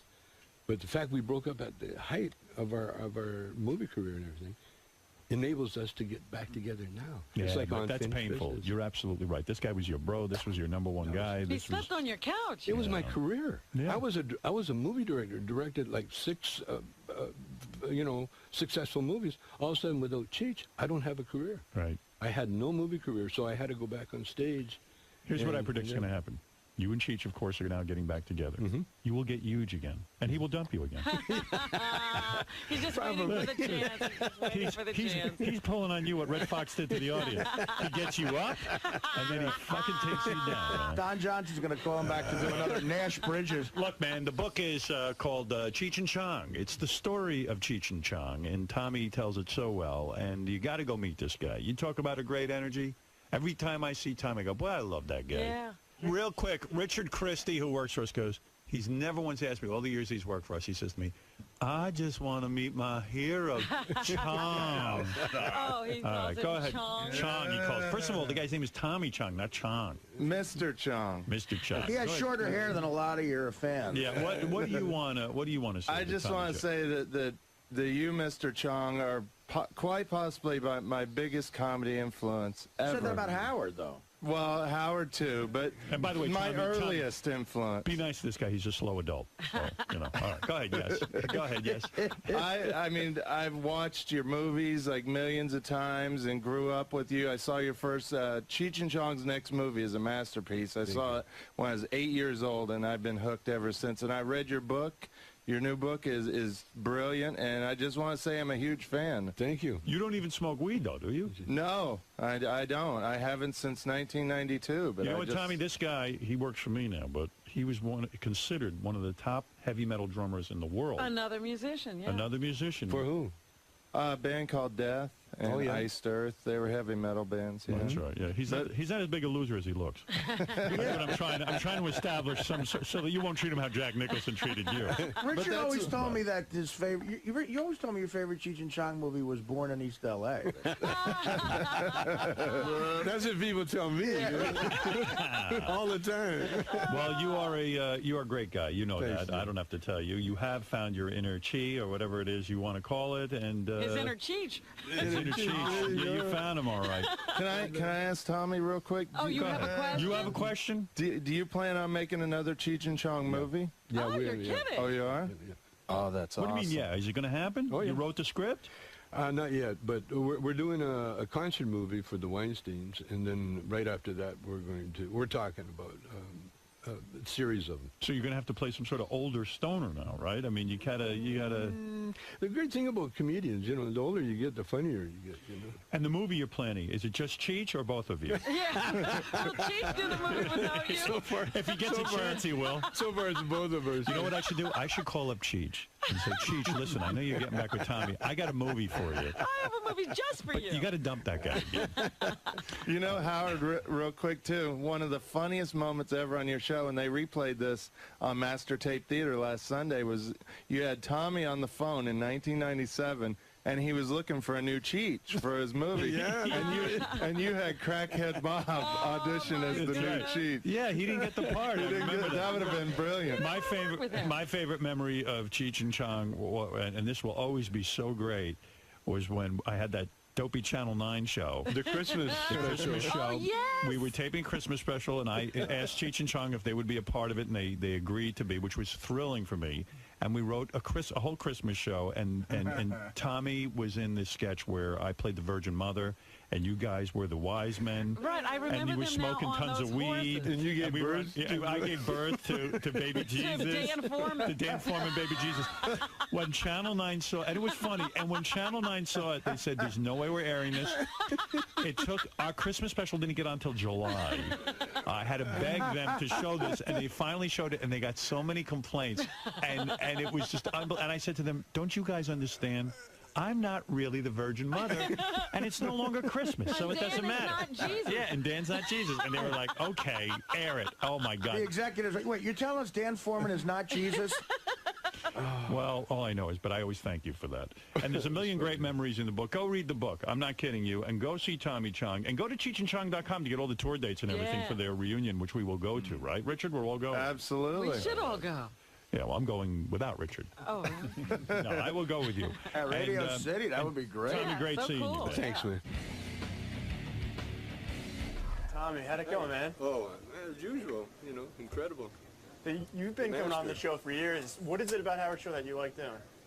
Well, Howard, it's Howard. There's no one else like him. But we've been around long enough to find that out. Everybody tries, but no one really even comes close. And Robin, see? Robin's always a plus. Well, that's part of his strength. Howard knows what makes him great. Cool. So it sounds like things are going really well for you, man. Incredible. You got the tour, you got the book. I think it's karma, I went to jail, and now it's payback. It's your turn now. Everything's happening, and it's crazy. Like, I wrote the book, I had no idea we were going to do the tour. And after I wrote the book, I'm thinking, I need a good gimmick for the book. And all of a sudden, Cheech and Chong are back together again. And I got a book about Cheech and Chong, so it works so good. A live, brand new show. I'm trying to figure out which mic George is on. It's been so long, I can't remember. George, what mic? George is here. Hold on, wait. Hold on a second. Say something. Good morning. Good morning. Guess Am I on? Yeah, I couldn't remember which. Good morning. How are you? I couldn't remember. I'm just fine. I couldn't remember which switch worked the microphone for your. And which switch am I? You're number 4. I'm number 4. Number 4. 1, 2, 3, 4. What a great How are voice. you, George? An iconic voice. When's the last time you were here? I think it's been more than 3 months. It's been much too long. And congratulations to you on many, many counts. Certainly on your upcoming wedding and the merger of Sirius and XM. There's another marriage, that's right. And congratulations to you on California allowing gay marriage and the fact that you and Brad are getting married. I already sent you. Did you get our gift yet? No, not yet. Yeah, okay. We've been out of town an awful lot. All right. But yeah, I'm a happy guy to be hitched to the guy I love with loving family and friends surrounding us. How much happier can one get? It almost became like the biggest thing in your career, even bigger than Star Trek or Heroes. I'm telling you, the way the press covered it, we weren't quite prepared for that. We were just swarmed by that massive media coverage. Well, there's you, there's Ellen DeGeneres. Yes. And last weekend. Yeah, I mean, that's it. Here gay marriage went through, but they needed to put a famous face on it.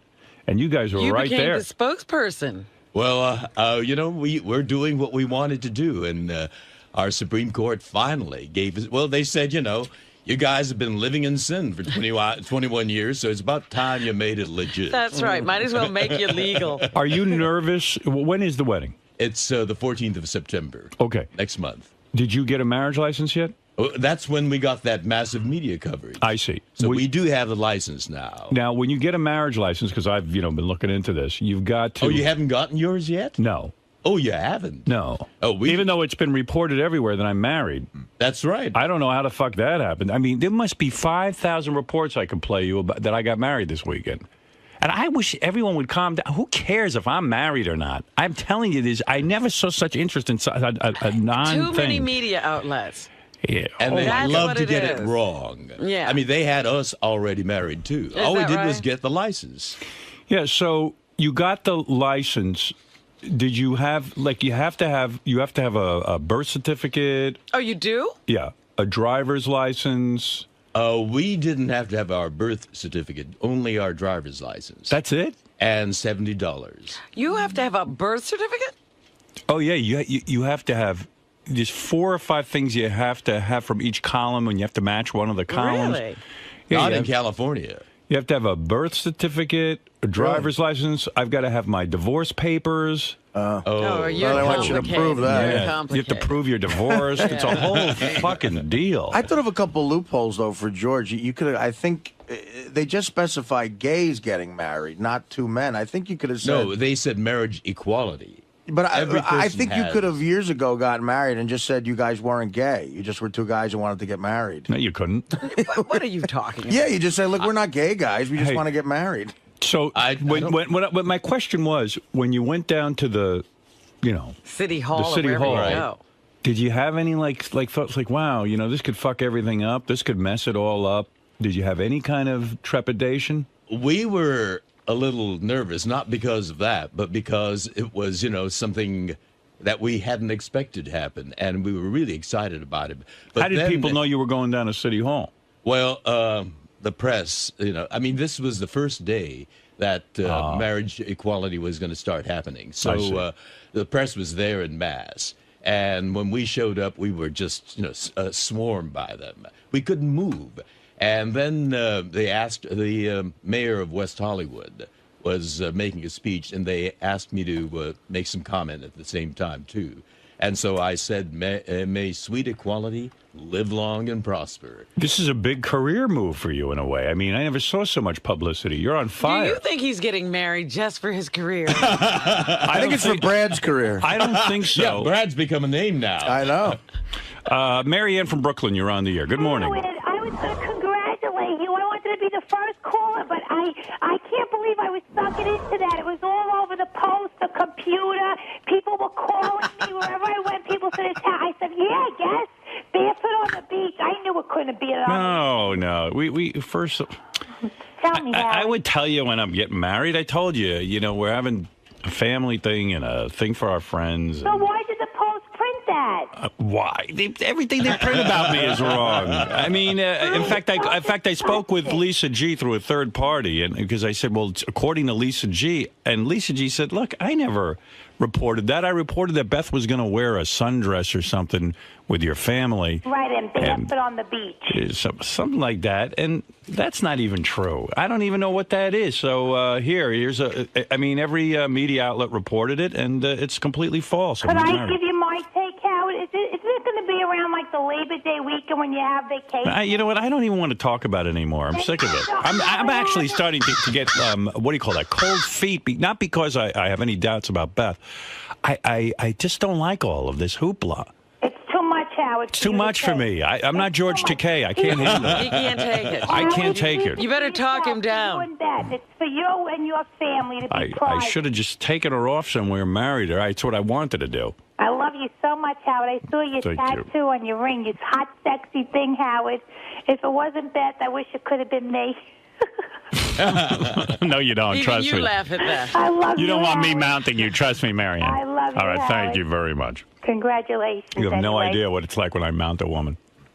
Are you getting helicopters flying over your place? No, nothing like that. Oh, good. Yeah, it's enough already with this marriage stuff. I know, the press- I'm like the bride to be here. Poor Brad. I saw him on the newscast when you guys were getting the marriage license. He looked like a deer in the headlights. He does not like being on camera. He looked like he was frozen. He gets very nervous very easily. Yeah. And the cameras and the photographers and the crowd really shook him up. Was it a romantic night, the night that you went and got the marriage license? I mean, here you'd been on TV. The two of you had been interviewed. Was there sex involved the night that you got your marriage license? The night before was wonderful. It was, because he was excited and you were excited. Exactly. But the night of the night after we got the license. So you guys were so he worked was up. completely frozen. You guys were so worked up, Really? you blew each other, and then went down to the city hall. Wow. That's right. Right. We were. That's right. We were energetic. We were just full of vitality. Oh, wonderful.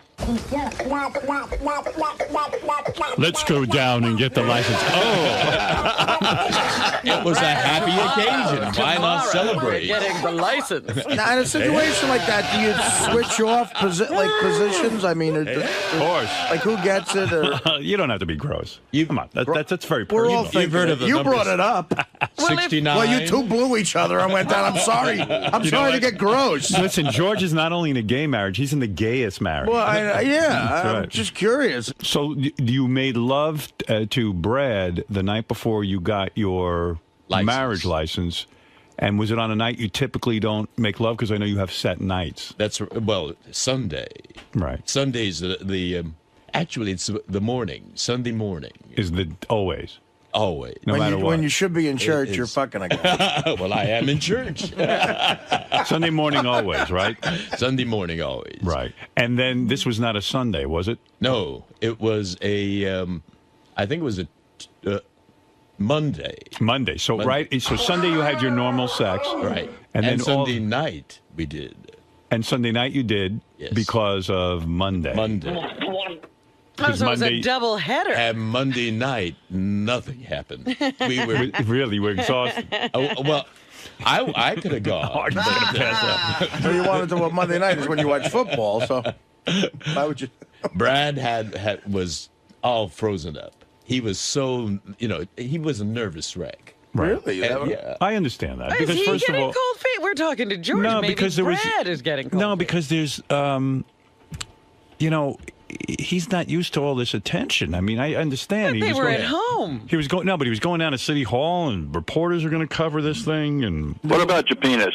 The one show, Thank you. Good Morning America. I think it was Good Morning America. You guys were next to each other, and Brad, he was had a smile concreted to his face. Yes, that expression never changed. And he kept you guys did look like the happiest two people alive. We did feel which great. was nice. Brad looks like a guy who's not out of the closet and just got outed. He's just like, it's hard on Brad. It is hard. But you don't think this will have any deleterious effect? Deleterious. It's going to be a joyful thing. You don't see it changing at all when you say those vows and now you're committed to each other? Well, we've never gone there before, so we Right. don't know what's going to happen. But I know, for me, it's going to be wonderful. All Because right. we're going to have our family and friends. How many people are you inviting to the wedding? Well, we're getting married in the Democracy Forum of the Japanese American National Museum, and the capacity is 200. Right. And, we have a long, long list of dear friends. So we feel terrible that we couldn't invite them all. You guys are invited. But Yes, I thank you. know that, you have a show on Monday. We sent our regrets, but we I did know. send a gift. Oh, bless your heart. We thank you so much. That's very thoughtful. We Well, haven't seen it yet, but we appreciate it very much. It's very kind of you. And I Artie, made a donation. Yes, I know. You were so generous. Thank you. And that's very important what Artie did. Because What did he do? He gave a very generous donation to the Human Rights Campaign. Well, that's what it said. In the card, it said Right. you could either send money or, in lieu of a gift, in lieu actually, of a which was gift, very nice. It said you could donate to the Human Rights Campaign, and that's what I did. But Artie was on heroin at the time. I didn't mean to write that check. No, this was before heroin. Well, that was why the sum was so generous. By It was the out way, of his George. mind. Oh, is that why? No, I'm always generous, George. And the reason for that is, there's a ballot measure coming up in November in California. People who want to nullify the Supreme Court's ruling and take away our marriage. Oh, no. And Artie is You helping mean as us soon fight as you that. get married, you could be nullified? Well, we're gonna fight it tooth and nail. Could you believe people are wasting their time trying to... Arnold Schwarzenegger, good for him, is on our side this time. Finally, is he got on the right opposed to side. Well, remember on this show, you yelled at him and you I told him did. off. And it obviously got through his head. I'm sorry I brought that name up. Yeah. King of all blacks, you're on the air in Ingleside, New Jersey. Yes, Howard, I love you, man, but you're very complicated and confusing. I don't understand why if you have beautiful kids, I don't sound like a broken record, you have beautiful kids, why would you deny her of having kids? I don't understand. Well, I'm not denying her of anything because she's telling me she doesn't want kids. But she doesn't, trust me, I mean, she doesn't I said to her, I don't want to deny you anything, so if you want kids, I'm not the guy for you. I can't raise more children. Even my mother said to me, I understand totally. Yeah, but everybody understands but her.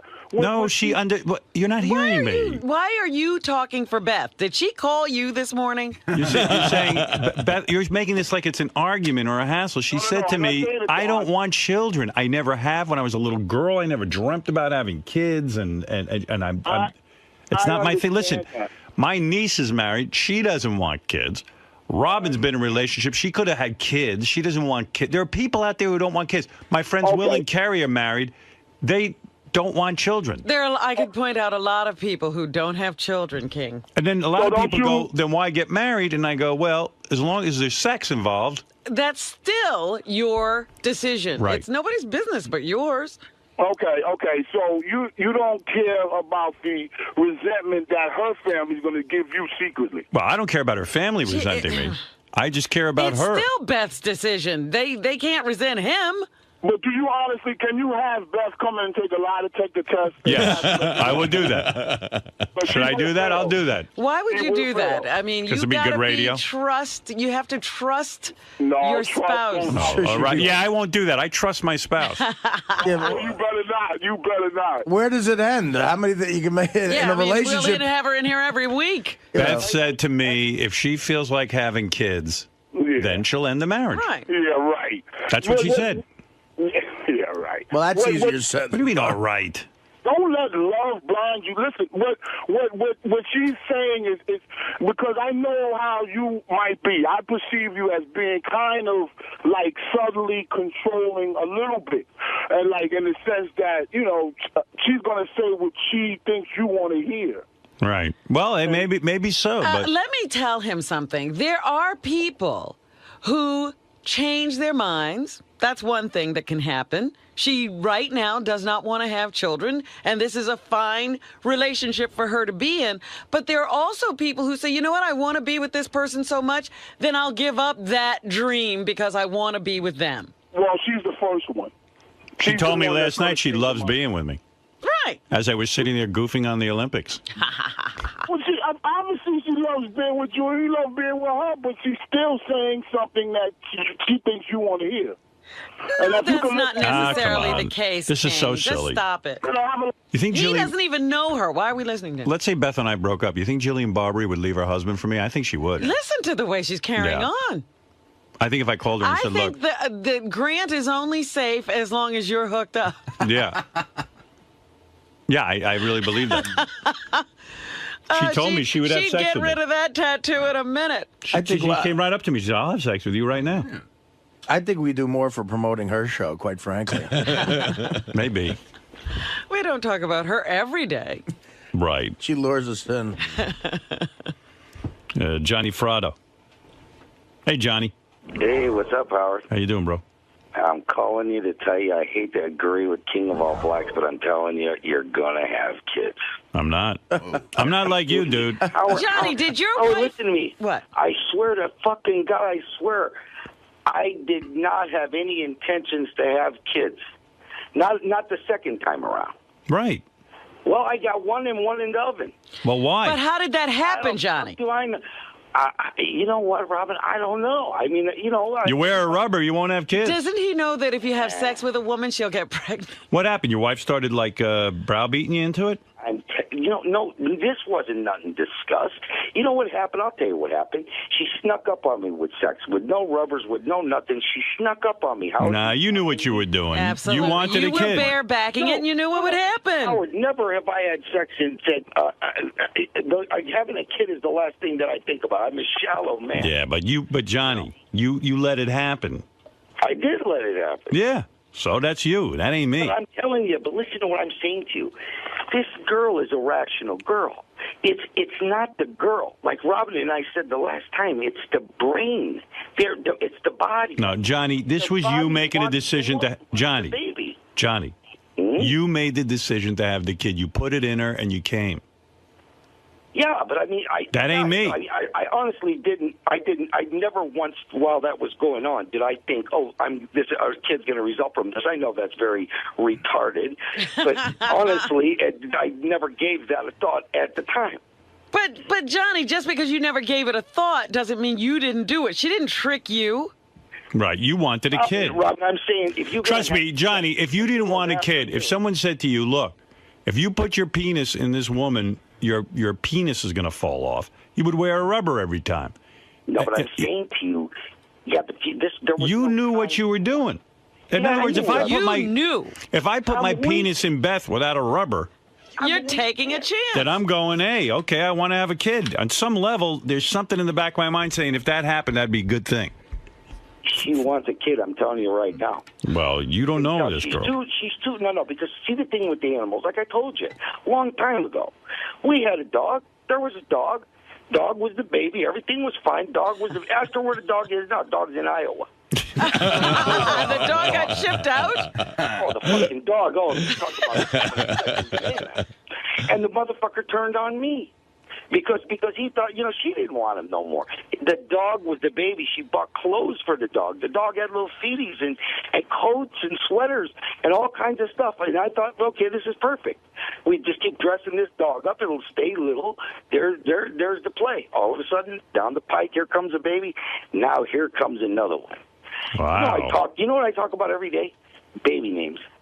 No. That's all we talk about. And you hate kids. I do hate kids. That's the fucked up part of this whole deal. I know. You're not even happy with your kids. No, I'm not. No, they've been a big disappointment to you. I raise them bad. That's what the problem is. I raise them. You're not a good father, right? I'm a terrible father. Right. Well, I buy them a lot of shit and everything, but they want to talk to me and stuff like that. Yeah, what's up with that?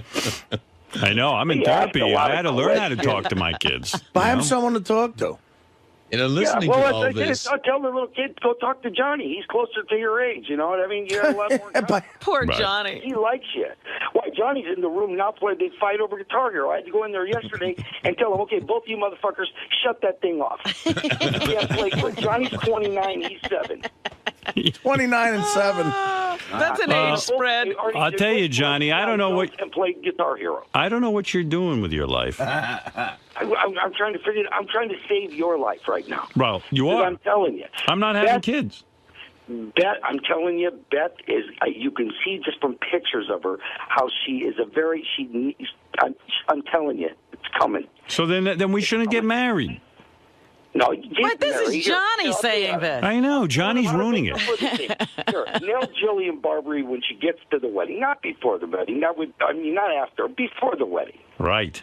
All right, listen. You get your revenge in advance. Johnny, I got to move on, but thank you for the call. You know, Howard, listening to this discussion, it makes me so grateful I'm gay. You're not kidding. It eliminates a lot. We can have sex and not have that anguish at all. I have a gay friend who once said to me, he goes, oh, man, he goes, if I was heterosexual, things would be so much less complicated. I go, no, just the opposite. Really? Yeah. There are no accidents in gay sex. No. Anything goes. You'll be fine. No babies involved. It's the way God meant it to be. Well, I don't know about gay. that. Babies would be at our choice. That's right. That's what I'm saying. You can't accidentally do it. No. Will and Jason had a bachelor party over at Rick's Cabaret at on Thursday at noon. Yeah. They say Sal goes over there for lunch every day. Like he's like a regular at Rick's Cabaret. That's where he has lunch? Well, they said he's so regular there. Like when he walks in, he's like, he's like he'll walk up to her, go, hi, how'd your engagement party go? Like he knows personal stuff about the girl. Right, Gary? Didn't you tell me like when Sal walks into Rick's Cabaret, like they said he's like Norm from Cheers. Everybody knows him, and they said he walked up to a waitress and was asking her about her family vacation. Hi, Sal. He's her emotional friend. You go, hi. Gary said, like, he left the bachelor party, Sal was still there. Like, how many hours did Sal clock in? I didn't go to the bachelor party because I had my kids with me. So the bachelor party started a little bit after 12. I needed to call Sal. I called him at 6:20 on his cell phone. Nobody answered. I called him at home at 6:30. His wife answered. She said he was still at the bachelor party. And he called me back at 7:30. He goes, yeah, I just got on the train. So he'd been there for 7.5 hours. And I heard he told his wife the party started at 2, so he could squeak a few more hours out. Let me ask you something. Where were the bachelors by 7? They left at 4:30. Well, dude, what do you do there for 7.5 hours at Rick's? It's like anything else. When you're having fun, time just flies. Right. Yeah. You know, You I didn't realize what time it was. no, I thought it was like 4 o'clock. I had no clue. Back in the old days, I used to do 7-8 hours at the strip club. Used Did to you hang out. really? Sure, right. Isn't it wonderful? Yeah. Isn't it wonderful? But yeah, I don't know what I've only been to Rick's about 3 times for lunch, and when I go there, I'm very personable. It's important to be nice to people. And 3 times you know about a girl's family vacation? What, do you go in the back room or where? No, I don't do that. You don't go in the back room? Can't afford it. Can't afford the back room? No. Yeah. But it's a good time. Do you have and, one girl that you're really into over there? No. You're into them all. You don't have a Rick's wife? No. When you're married, any girl is good. Right. Lisa G is here. Lisa G from Howard 100 News. What Lisa. a weekend. Yeah. Lisa, what's going on? Oh, I don't know where to start, Howard. There's so much stuff. You know, you talked about Jason and Will's bachelor party at Rick's Cabaret, but what you neglected to mention was that Ronnie the limo driver paid a dancer to give a lap dance to John Hine. Mm-hmm. Well, this dancer, Avalon, is now $20 richer without having to do the lap dance because John refused. Yeah, John's like way into his wife and no lap dance, no He takes his masturbating. marriage seriously. yeah, he really does. And he's like, he never masturbates. He only has sex with her. I don't buy You know, that. Tom used to say that, too. Remember Tom Yeah. Chiasano gave up masturbation because he thought it affected his marriage? You know, I think people are still afraid to admit they masturbate. And, you know, like, I You're decided. telling me you think John Hine does it and doesn't say? I know he does it. Oh, okay. I mean, there's no, you know, sometimes you just do it. And it's not because you don't love your wife, and it's not because you But have you're a sexual saying he problem. consciously does it and Yeah. won't admit it. Yeah, he's embarrassed to admit it. He doesn't want his wife to know. But I'm telling you, he masturbates. You know, not a you- lot. I mean, I jerk off, like, if Beth's out for the night and I got some porn. Like, I told you I watched Strap-On Sally the other night. And I'm not ashamed to admit it. And I had sex by myself. think one of the major influences you've had on society, without question, this is all you, as far in my head, and it's a positive because it's more honest, is being okay with admitting to masturbating, watching porn, like, you know, the small Well, you penis know, thing, like we like all every guy, do it. it's just liberating. Politicians aren't doing it, Well, the though. fuck politicians, but I'm Hey, saying but can I tell guys you in something? general. But it's right. It's odd now since Howard became sort of a big star that a guy isn't willing to admit that you masturbate, and John clearly is. I know a couple other guys who say I never masturbate. How's it true? It can't be true. John loves this show, and I would assume would only be honest. Right. Now, some guys don't want to tell their wives that. You know, some guys don't want to admit it. You know, even all the years I was married, like, I'd come on the air and talk about jerking off, and then, you know, even my wife would say to me, gee, did you really jerk off? And I'd go, no. Oh, you wouldn't admit it at home. I wouldn't admit it to her. And, like, you know, and like, I decided now in my new relationship, I'm honest. I tell Beth, I beat off. I beat off. Yeah. I did. You were out, and I beat off to Strap-On Sally. And she Creates goes, an "Strap-On You Sally." even admit that it's to strap Yeah, on Sally. and she goes, I want to see Strap-On Sally. And I said, no, because you're going to think I'm disgusting.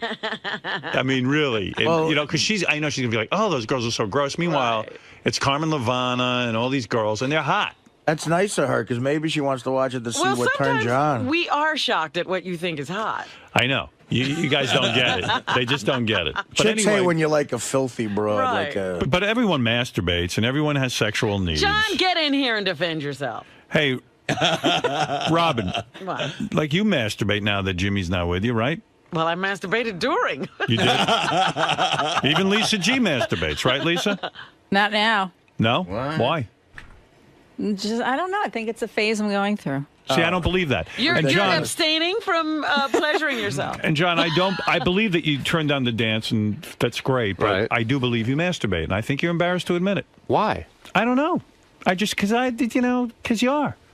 You don't want your wife to So know. admit it. Why? You're embarrassed. Because you don't want her to think you don't love her or something. You like it would be like almost like cheating on her. Not at all. You're thinking about other women. Not at all. There's no way you haven't relieved yourself at some point or another. Your wife's on the rag or something, and you just go, you know what? I got to jerk off. I've got no reason to tell you otherwise. Like Artie was saying, especially on this show, right? The last thing you want to do is start lying about stuff like that. I say you've done it. Okay. And I don't care, and I think you're sticking to it now, and very much like a John Edwards kind of thing. Are you saying you never did? No, I have, but not. I can't. What I said was I can't remember the last time that I have. They do say, however, and John suffers from diabetes. Diabetes is supposed to affect a Lowers person's your sex libido. drive. That is true. So, do you think your sex drive has been sort of quieted? I think so. You I do? think it definitely has had an effect. Because I know with me, I'm constantly hard and constantly, having sex. I mean, I have to. If it's not with Beth, with myself. I mean, I need it. Sometimes he just knocks himself down. Yeah, I mean, I had sex with Beth yesterday morning, and then I was in the afternoon. I said, I want to take a nap. Maybe I should go jerk off.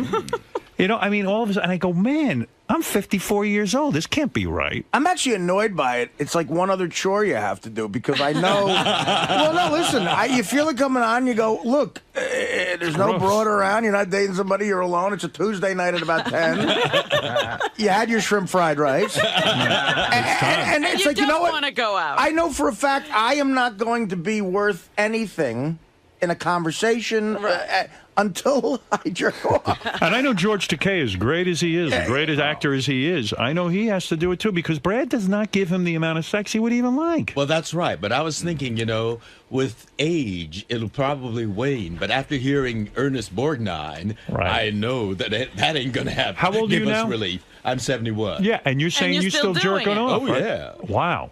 Now, did Well, Brad I mean, if get it's upset? just Sunday. What, sorry, George? If it's only Sunday, Right. There's Monday, Tuesday, Wednesday, and Thursday. How can you marry, honestly, can I say something serious? Yeah. How can you marry Brad if, now I'm just throwing this out there, he gives you sex one time a week.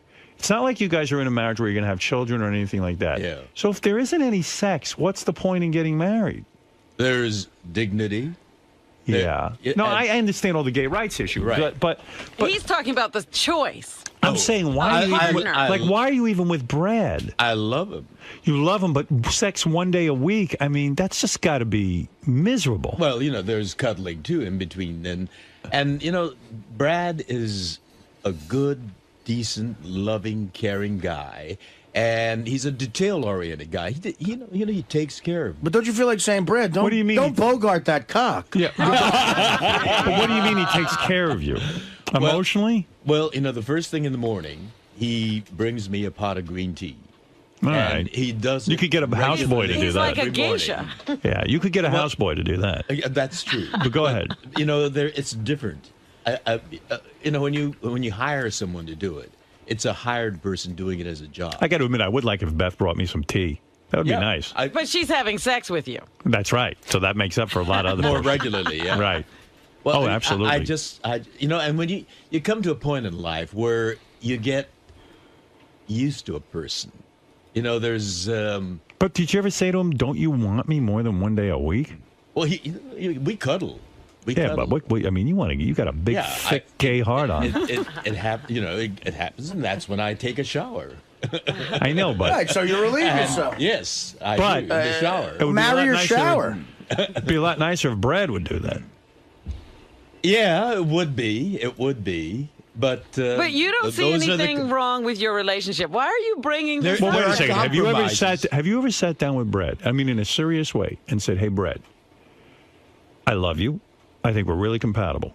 I love the pot of tea you bring me in the morning. But I would really, really like it if we had more sex. I'm not saying it's going to drive us apart or anything because I love you, but do you think to please me, we could be together on Wednesday night too?"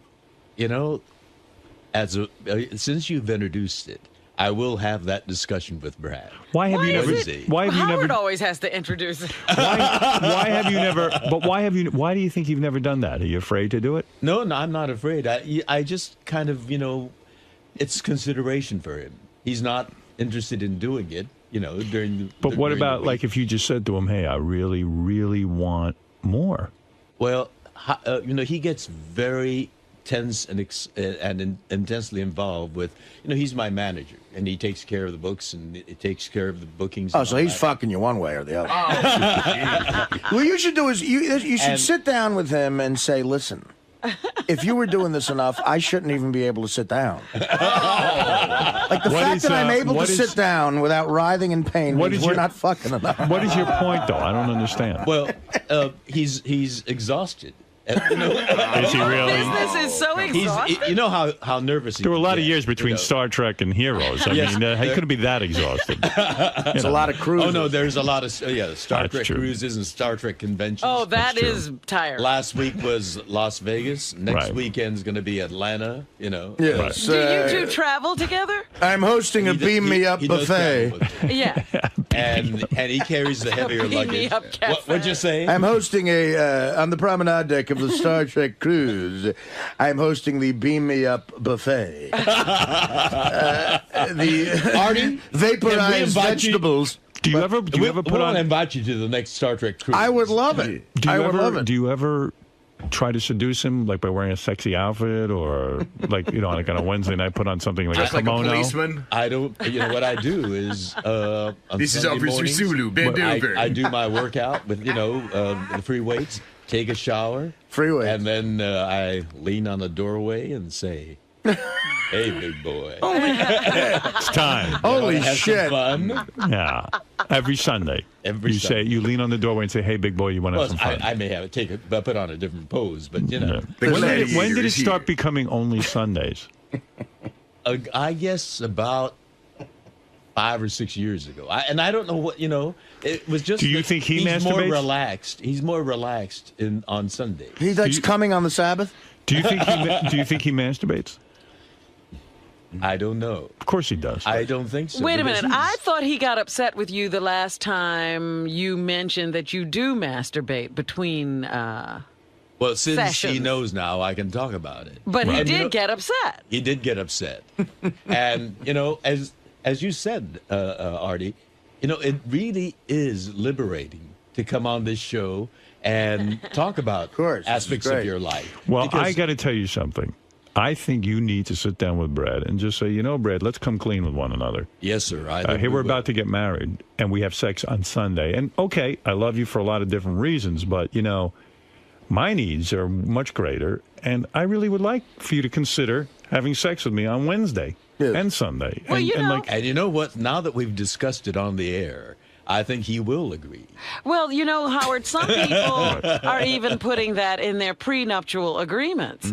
What, that they sex? want a certain, like you can't renege on the sex after we get married. Listen, I still want it. Brad, I've got an hour to kill before the Klingon hayride I'm hosting. And let's get down. Right. Well, there you go. Do you ever consider waking up Brad with a blowjob? Like, seriously, like he's sleeping, and then you just put your mouth on his penis and then wakey. Wakey. They call that the hooker alarm clock. Before I got together with Brad, was one guy who used to wake me like that, and it was, that was wonderful, but he was not. Right. But the sex was good. Suddenly wake up in the morning and feeling that. Wait, you almost passed out. Get closer to the mic. Yes, and you would feel that. Oh, you feel that. It's so wonderful. And then, the blood starts coursing, and what a great way to greet the day. Well, maybe why not say to Brad, that used to really excite me. I've discussed that. He says, I don't do that. All right. Well, he's got to be kind of romanced before he does. On Sunday mornings, I got to romance him. Well, he wants the whole build-up. He's not a quickie kind of guy. I suggest some talking. Yeah. Good idea. Yeah. I think I will. Something's up there. And he's listening. He's hearing this. Yeah, you're a married couple, and it's time for you to really get that sex life going. And Lisa. And then after Wednesday. Yes. then we should have it more spontaneous between Wednesday. Yeah, right. and That's what I would. I mean, it's so regimented. You're an artist. You need to Exactly. You need to be spontaneous. And that's the way I am. Well, do you think you're going to ruin this relationship, Howard? It may not be marriage that ruins it. Well, That's you want right. to know We can something? blame it on him if it doesn't work out. You want to know something? In a sense, I think that George has come to accept this as normal behavior, and he's not really Well, he pleased. accepts it as Brad's behavior. Yeah, and I think, I mean, there's nothing wrong with saying to Brad, I know this is your behavior, but why? And is there something I can do or we can talk about in a serious way, not a joke on the Howard Stern show, where we can really, be together and up our sex life. I mean, it's crazy for a guy. George is over in the shower jerking off 2-3 times a week, with the warm water when really he should be with Brad. I mean, it's two guys. There's no chick there to say no to sex. Right. What's happening? Well, Brad does say no often. He must be like a chick then. You mean you've started in with him on a Wednesday and he goes, no. Yeah, well, he says, no, I'm tired. I'm tired. Oh, boy. I've had Well, to maybe deal he's with not this, and attracted to you. Had to deal with that and this and that. No, I He's know not he's been there faithful. mentally. Maybe he's thinking about a young guy or something like this. Is he thinking of a young version of you, like William Hung or something? Hung. That's the part that you go for, huh? Or the kid, yeah, right. Or the kid on Heroes. You think he doesn't want a younger George? Oh, no, not Mossy. If you're away on a Mossy. Sunday, let's say you're working on a Sunday. Yeah. And you come home Tuesday. Does that mean you have to wait till the following Sunday to have sex? No. Well, as a matter of fact, that's the way he has turned out. Wow. Yes. Why are you going along with this? Well, if he's not there with me on some Star Trek convention, Yeah, I mean, like, why on Sunday? I do it in the shower. Yeah, but I mean, why on Sunday? Is it okay? Because Sunday's a day when he doesn't have to deal with email, telephone calls, and all these other... that's bullshit. That's what he tells me. Yeah, well, he's full of it. Have you ever been approached at a Star Trek event by a gay fan who wanted to bed you down? I have. Really? I have taken advantage of it. This was before. Really? Oh, you have taken I have, advantage. Oh, that's yes, great. Good for yes. you. And some interesting women, too, when I was, And you still maintaining that facade. Oh, so you had a lot of sex with women? Not fans? a lot. Really? But Wow. selective. Right, some hot ones. Nice. And Lisa, I don't believe you're not pleasuring yourself, but that's your business. Now, what did you're just going through a phase, you say? Yeah, I think so. What's You don't know what that noise is? You know. What's that? Lisa, admit, how many times have you had me? And your thoughts? Yeah. What do you think of when you do that? When you used to do that? 0.0. When did this phase start? I don't know. It's been a while. I think it's all Wow. part of not dating. Just Turning all that saying. aspect off of you, inside of you? maybe Yeah. I have. I don't know if I have done it intentionally, subconsciously. I don't know. Robin, have you gone long stretches of time where you Without don't... masturbating? Yeah. No. No. Right, why? Why would I do that? Do you believe Lisa when she says she's doing that? I believe her. Why would she lie to us? Well, shame. No, I don't. Shame. Yeah, shame. Just want anyone to know what she's up to. Thank God, Robin. Plus, she puts her fingers in the cupcakes. No one wants to think of that. Maybe she shouldn't. Hey, Lisa, masturbate. some guy contacted me. His business is he does some sort of test where you can tell the germs on your hands. Yeah. You could swab your hand and know, and that's why you shouldn't put your hands in the cupcakes. Yeah, I know. It. I saw something on TV that when you double dip, Yeah. it increases germs by like 1 million, if not even more. Want me to it's- swab your hands? I can have the guy come in and find out. my thing was I just touched the cookie. I didn't touch the cupcake. Doesn't matter. No one wants that. Electricity. All right. Anything else in the news there, Yes, Lisa, big besides you're not news. masturbating? Well, you're not the only one getting married. Jason is getting ready for his upcoming wedding. He says that he's already started to take measures so that no one gets embarrassed for his wedding. He has told the DJ, do not give the microphone to Sal or Richard by any means. Don't let them get, how they pass around the mic? Yeah. And, you can sing or say something nice to the bride and groom. And also, there was a big debate about Jason's wedding. He has admitted that he's gone into debt for this. Well, his mother wanted shrimp and was relentless. Well, Jason finally put his foot down and said, I am not paying for shrimp. So the big news is his mother will be paying for it, and there will be shrimp. You should do that with the whole wedding. I mean, it's a little too late now, He has but- no money. To go into debt, that's just the opposite of what a wedding should represent. Yeah, it's a shame. It really is. How much is your wedding going to cost, George? Have you figured that out yet? Yeah, it's going to be pretty costly. How much? All the bills haven't come in yet. What would you say, guesstimate? I'd say over 60. Over $60,000. Are you splitting it? Well, it's coming from the same pot. Right. Our mutual pot. Oh, right, yeah. So you're splitting it. That's nice. You guys have joint bank accounts? Yes. Oh. Oh, he should put out 2 days a week for that. You're the earner there. Yeah. Well, he's the one that, makes, smooths the way. You got a prenup with him or what? No, we don't. Whoa. Whoa. Hold it. We trust each other. Wait a second. Oh, my. Oh, I don't think Brad will approve of my being on the show getting advice from you. I'm just being sensible here. This is not a bad... I don't know why prenups have to be a bad thing. Why can't people talk about their finances? They should be mandatory, shouldn't they? You know, you can't talk about your sex life and you can't talk about finances with this guy. It's like you're two strangers. Well, I mean, he brings you a pot of tea. Our sex life. How much are you going to pay him for a pot of tea? I mean, let's say shit hits the fan. Well, he does manage my, affairs with great efficiency and precision. And any good accountant could do that. Well, that's true. And we do have an accountant in addition. Right. So you're telling me if for some reason, legally, if this thing ends, and it could. Anything's possible. Right. But I don't. So you're going to give up half your fortune? Well, I don't think it's going to end. Well, what if it does? Paul McCartney said that too. I had him in here. He said, you know what? I love this woman. I believe in love. Yeah. And guess what? She hauled his ass right into court and fucking embarrassed the shit out of him. Yeah, but Brad's not her. He's a different personality altogether. She gave him sex more than Sundays, too. Well, that's true, I guess. Well, maybe, I can... the wedding could be the basis for a bit more regularity. Well, hold it. Now I'm talking about money. Why can't you sit down with Brad and say, look, I want to know financially where we're going to be at if this thing shit hits the fan.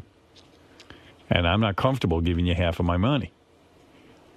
Maybe George is comfortable. Is that the California law? Yes. Yeah, it's half. Half of everything you've worked for. Half of every fucking shitty Star Trek fan you had to sit there and fucking blow in order to make money. Every one of those fucking pancake crews. Yeah, every time you were trapped on that boat with all those nudniks. I didn't see Brad at camera blocking every Thursday. Hey, George, could you sign this for me? Young man, I can't hear you through your William Shatner mask. So you think I should have that discussion with him? Oh, yes. What are you comfortable paying? Were you comfortable giving up? So what, how do you... Here's how you do it. I'll be you. Yeah. Brad, I'd like to sit down and talk about something. Yes. Now that we're getting married, this is a legal agreement.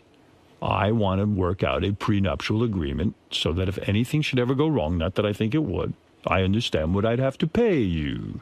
So do you negotiate some kind of percentage? Well, you would sit down with a lawyer, and he would sit down with his lawyer, and you would say, here's what I'm comfortable. Do you have a problem with this? Our lawyer is our mutual friend. No, you get two separate lawyers. Man, that's a conflict of interest. You something. I see. So we can't get... What would you feel comfortable with if you and Brad split up? Right. He's been your manager for a number of years. He's relied on you for his lifestyle and everything else. So what would you feel comfortable giving him if it didn't work out?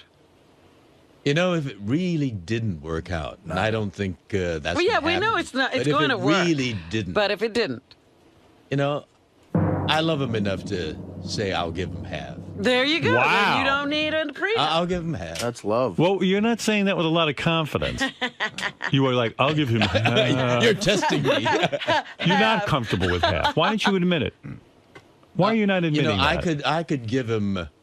20%? The Arizona house, and I'll keep the L.A. house. Okay, fair enough. And, a reasonable splitting of... 50%? Hey, well, he's got to maintain the house. Who's going to get the Hummel collection? If he was a manager of anyone else, let's say he got 20%, and okay, now he's your life partner, 30%, but 50%?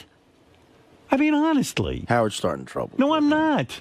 George, come on. He'll see you as why? Would you like to negotiate for me? Yeah. Bring him in here. Bring him in here. Not on the air. Oh, yeah. Bring him in here. I'll talk to him. You're not going to get Howard on the phone off the air. Right. Are you getting married on a Sunday? We're getting married on a Sunday. Well, you're going to say, Sunday look, afternoon. You know, so you tell him you got to fuck me twice? Wait a second. George. So, George, you're going to just go into this blindly and not have a business discussion with him about finances? Well, we have not had that discussion. I just assumed. You were not going to have it, were you? You don't think about Yes, you that, did. You're lying now. You're lying to yourself, not to anyone else. You have thought about it. No, I really have not, quite honestly. You never sat down and said, oh, my God, if this thing doesn't work, I'm in a contract with this guy that I have to give him 50% of my assets. You know, it's been working out well. We know that. Mutually for the last... But gay couples break up just as much as heterosexual. And we've couples. seen a number of these marriages already hit the rocks and break apart. Well, but they're, we know some. And you've got to protect yourself. We're different people. They were all different people, too. All right, can I say something? Yes. I'm going to give you a worst-case scenario. Yeah. You get sick. And I don't mean the kind of sick like a cold sick. I mean you're sick. There are hospital bills or things like that. Yeah. You're not the George Takei, the vibrant guy. Right. Brad loves you. He's with you, this and that. But I know he will be. Yeah, but you know what? Turns out he starts fucking around with some other dude. Just behind your back because, he just needed sex and you're not available to him Yes, anymore. like the John Edwards. Right. And all of a sudden you find this out, you become incensed and say, I don't need this fucking aggravation. You and Brad break up. Now, on top of it, not only is he humiliated It's hard for me to visualize that Okay, but let's say it happens and people are human, it can happen. Now you're writing him a check for 50% of your assets and giving him half of your homes. And what are you doing? And the new guy is fucking's in half of the home with him. Right. Well, it sounds like George would write that into the prenup anyway, that he's giving him the Arizona house. Yeah, fine, George. What am I saying something here that's outrageous? Yes. No. Hold it. This is between me and George. Because I really hadn't thought of that possibility, and now that you've introduced it, I'm thinking, all right, if the law is half, and he did help me with, building my career, and the other part that, you talk about my getting ill, when my mother got ill, we moved her in with us for the last 4 years of her life, and he took care of her like a few sons did not, and I really am grateful to. Brad was a real saint when he did that because sometimes, I had to go to a Star Trek convention. A nurse could have done that you could have paid. Yeah, but the nurse would not have given her that loving care. All right. So what is that worth to you? I can't reduce it to dollars and cents. All right. Well, good luck. I really feel. Good luck.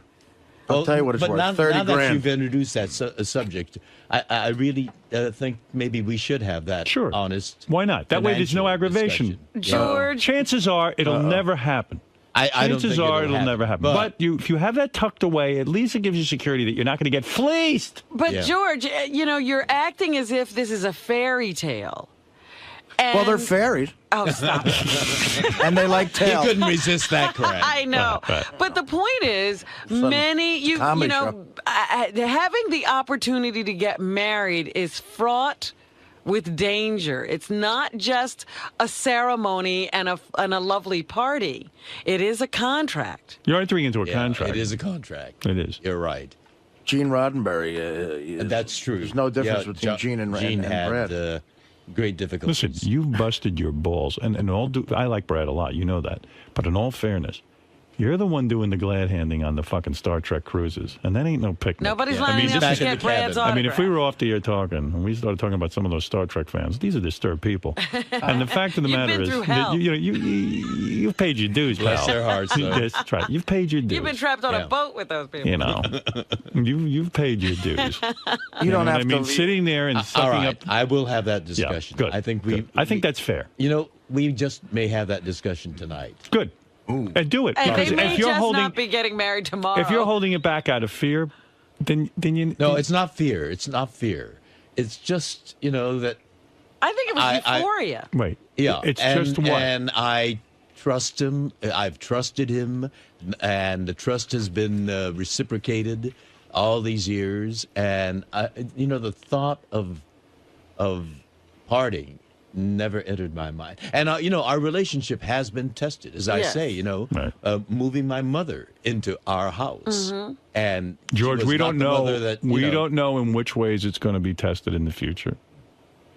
As you know, things can erode rapidly. Listen, every guy who gets into marriage thinks it's going to be perfect. Trust You're me. so funny sitting there with that bee. I'm looking at the bee as he has this. Yeah, I got Beth's initial tattooed on my finger, right there. Oh, right there. You see, right there. Yeah, and I don't have Brad's bee tattooed on me. Right. So I'm saying the same thing to you. Listen, we all believe it's going to last forever. But then when the shit hits the fan, you like to know at least everything's been banged out ahead of time. When you weren't emotional and angry. Why would you leave a legal contract up to the state? You make that up with Brad, and let's get some lawyers involved, and let's get this thing going. All right, I'll have that discussion tonight. Nothing is more romantic than lawyers. You want to get into this. And if Brad is so we should get different attorneys, not yeah, the one well, we you'd have have right to. now. Any lawyer will tell you you cannot have the same attorney. It would not be legal and binding. You have to have two separate attorneys. Because our advising you. attorney knows both of us. That's right. That would not be right. You should have two separate attorneys, two divorce attorneys, who sit down. Divorce attorneys? Yes. Oh, my God, this is being But reduced George, that's the way it works. You want Welcome to to be in the world heterosexuality. of marriage. This is it. Yeah. This is what you fought for. Welcome to it. Yeah. Yeah, all of it. The whole. Whether you don't mow the lawn for 2 days. Positive and the all you're doing, downsides. what you fought for here is to have a legal contract with somebody. So if you're going to have a legal contract, you ought to sit down and find out what the fuck's in it. Don't sign contracts. If you went on a TV show, you wouldn't sign a contract without reading it. That's true. So why are you going into marriage without reading the contract? We're fighting for laws This is that advice. doesn't allow heterosexuals to be married. Yeah. You'll soon see. All right. That's I why. will take your advice. And by the way, that's why I see you're not having any cold feet or any kind of, because nothing seems to be changing. It's not real. But you don't realize you're signing a contract when you put your name on that marriage. That license. That's true. Yeah. That's true. It is a contract. Yeah. And if with Brad legal loves you so much, ramifications. he'll be willing to sign a reasonable contract. Well, that's another way of testing his love. That's right. Yeah. Well, the test, you shouldn't test love. Nothing should be tested. Yeah. Right? Yeah. No, think, it's a strange way But of don't putting let it, anything be contested. No, if he loves you, he'll sign something fair. knowing that it's not going to happen. Yeah, in other words, you should say to him, you should have no problem taking 20% because we're going to be together forever, aren't we, darling? And if he says, make it 30, then I'll know that that may be you might real not be prospect. together. Yeah. Then you'll know he's the shithead that we think he is. Don't forget, my friend, you're the George Washington of gay marriage. That's right. You're Oh, my one of the goodness. first pioneers. Let's make yours a successful one. Right. Yes, well, we're determined to make ours. But you know, even if it ends in divorce, let's not make it some tawdry headline splashed across the newspaper. Right. That's We right. are Debacle. mindful of the responsibility. Gay marriage not working. Right. Yeah, that would You be. know, Takei dragged into He could have hit you up. He could hit you up for palimony. So I like that you're getting married. You're finally going to bang out a contract with this with Brad, which I like, and I like Brad. And listen, Takei divorce gets ugly. I think we Brad. don't want to see that. I think Brad should be treated very fairly in this negotiation, and I'm willing to be fair, Right. you know, and I'm sure he's willing to be fair too. But he did play a big part. We know that. Then And guess give what? him that You credit. played a big part too. Well, that's true. Yes. That's right. Yeah, he played a huge part. I'm sure he was at rehearsals for Star Trek 4 all day. A lot of pressure there. All right. He doesn't have to shake the he- hand of an 82-year-old guy in a Klingon outfit. He put up with a lot from me too. Well, when I'd we come know. home, Taking care of your exhausted mother and is shit, tired. man. That's a saint. Holy Christ. He is a saint. Yeah, I He wouldn't is take a care of your saint. mother. But I know you wouldn't. Yeah, No, she'd I be out of And luck. with you, I'd get a prenup. Listen, I love you. Look at me. I'm Yes, gonna tell you I something. know. This is my gift to you. It's a More than that mutual- stupid gift. No, I that sent is you. a gift, and that is a word to the why. You're a terrific guy, and know, my he- audience loves you, and I love you, and I know everyone in this room loves you. And he did try And- to have this conversation with Paul McCartney. And you know what? I swear, did. yes, I did. Yes, he Paul was did. on the show, Yeah. and he was getting married, and I said to him, "What are you doing?" He goes, "Oh, I believe in love." And Howard, I don't need a prenup. And I go, you know what? You're being naive, Paul. And Paul's one of my heroes. All you need is love. All that bullshit. Yeah, and I said, man, you're a great guy, but come on. And sure enough, he did not take your advice. And $60 million later, Madon. It's like he didn't write Hey Jude. 60 no money. Right. He might as well not have written Hey Jude. Yeah. But how could he have fallen in love with that woman? You know, I've seen her on TV. Understood. These Every interviews. situation is different. Such a shrew. But sometimes you don't know. Peg leg cunt. She was able to But Brad isn't that. cover that up. We know Brad. We love Brad. You know. But listen, I know lots of loving gay and straight couples, and shit hits the fan sometimes. It could happen 5 years from now. We are human, yeah. Sometimes people get married, and the week afterwards, they go, oh, my God, this was a huge mistake. Even though they've been together for years, the marriage changes things sometimes, and I don't know why. In what ways does it change? People just get different. I don't know why. In what way do they get different? I don't know. Maybe you just panic. You Because go, oh, my we've God, had this our is... fights. He's driven me up the wall. I mean, the wedding planning is driving me up the wall. Oh, that's right. And he's a detail person. Oh, my God. Oh, my God, yes. Like I Listen to me. It's been tested. Think what marriage is. Aside from all the victory of gays getting the rights and all this and being treated as equals, that's beautiful. That's a beautiful part. Right. But think about what it is. It's a contract between two people saying, look, if shit hits the fan, I get 50. That's it. Mm-hmm. Mm-hmm. No, I hear That's you. what it is. I hear you. When you I boil hear it down, why be married? It's to give the other person security. So Brad's saying to you, give me my security. Okay, I'll give you so much security, but not everything. See? Brad, are you listening? I got to tell you, I think this conversation that Howard's suggesting will end your relationship. Well, then so be it. If Better that now. happens, I want my fucking donation back from that fruity charity. All right, well, fair enough. Ronnie. Yes, sir. Do you find it strange that John doesn't jerk off? Yeah. But then again, here's a guy who I bought a lap dance for, and he tried to open his wallet and pay me back the money after I gave the girl $20, and he didn't get the lap dance. So it's a good possibility the guy doesn't yank it. Were you offended by that? No, not at all.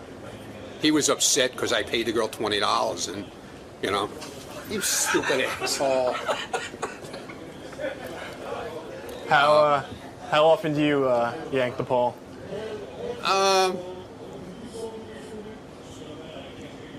Not that often anymore. I don't have to. Oh, look at you, fucking ladies man. No, it's been a while. Actually, it's been a while. Over a month? No. Couple of weeks. Sal, do you find it strange that John Hyde turned down a lap dance? Yes, I do. I mean, I don't get it. I mean, the guy's a multimillionaire. He's on the Howard Stern show. He's one of those guys that tries so hard to be out of that. He tries so hard to have a reputation of not masturbating and not messing around with girls. He's the guy you're going to find in a brothel in the South Bronx with 4 girls, the jacuzzi running, probably some duct tape and chloroform, sitting on the pillowcases. John Hyde's a creep. There's no doubt. It's just like Spitzer. The harder you fight against it, the more of a fucking degenerate you are in the closet. And that's what you are, John. You're a degenerate creep. You're an idiot and a liar, and you can't pull the wool over my eyes, asshole. All right, That's the truth. that went in a different direction than I thought. Mark my words. But I love the guy. But come on, let's call a spade a spade. He's a man who brags about 80 blowjobs, and now he won't wrap his hands around his cock and whack off to the thought of a hot chick. Is that believable? Is it? I don't buy it. Of course not. It's bullshit. Now, Sal, how often do you crank one out? Once to twice a day. Twice a day? Once to twice a day. Wow. If I can, it all depends. Oh, if you could, you'd do it a lot more? Yeah, I mean, I get home, my wife's not home, so, I toss one off then. If I have a 15-minute gap to toss one off, I'll do it there, and then usually in the shower, where nobody can hear me, Because I'm a man. That's what men do. Men jerk off. We jerk off. And John's a man, too, but John's a lying man. John definitely jerks off. He's a big, fat liar. John Hine, you skated through that one. You skated up. John. There's nothing to skate. Why can't Howard wrap his head around this? That this is just something you don't do. Because clearly he's the opposite. And what bugs me about it is that he thinks I'm lying. But I've been a fan of this show forever. I know how things work here. Why would I lie? You know what I mean? So look, he's going to think what he wants to think, and he's entitled to. He's just wrong. Chuck that rod, damn it. Now, the same Get a way lap that dance. the same way he finds it strange that you don't. Do you find it strange that he does that much? No, I think that's more normal. I mean, maybe he's a little bit beyond normal, but I think most guys are like that. Look, if I was that way, I'd totally admit and be whacking off 10 times a day, but it's just not. I'm very satisfied with my sex life, and if there were problems, I'd address them, but I'm okay. George. Hello. How do you think this conversation is going to go tonight with Brad? Well, I don't know. I have no idea. But I think what Howard's done is laid out, the rationality of it. And it'll make it easier for me to have that discussion with Brad. Because it is a legal contract we're entering into. And, we are entering into it emotionally and with rose-colored glasses on, as a marriage should be approached.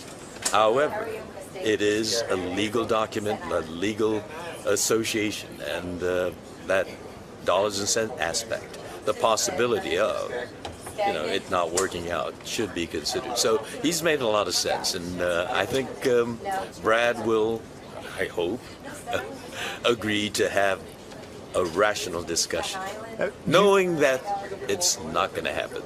Do you think he might be offended by you asking? Well, if he's been listening, he's heard all the logical, thoughtful, clinical, legalized approach to it, and that's what a marriage document is. So I know that Brad to be a thoughtful, rational, detail-oriented guy, and I think I could approach the subject without too much.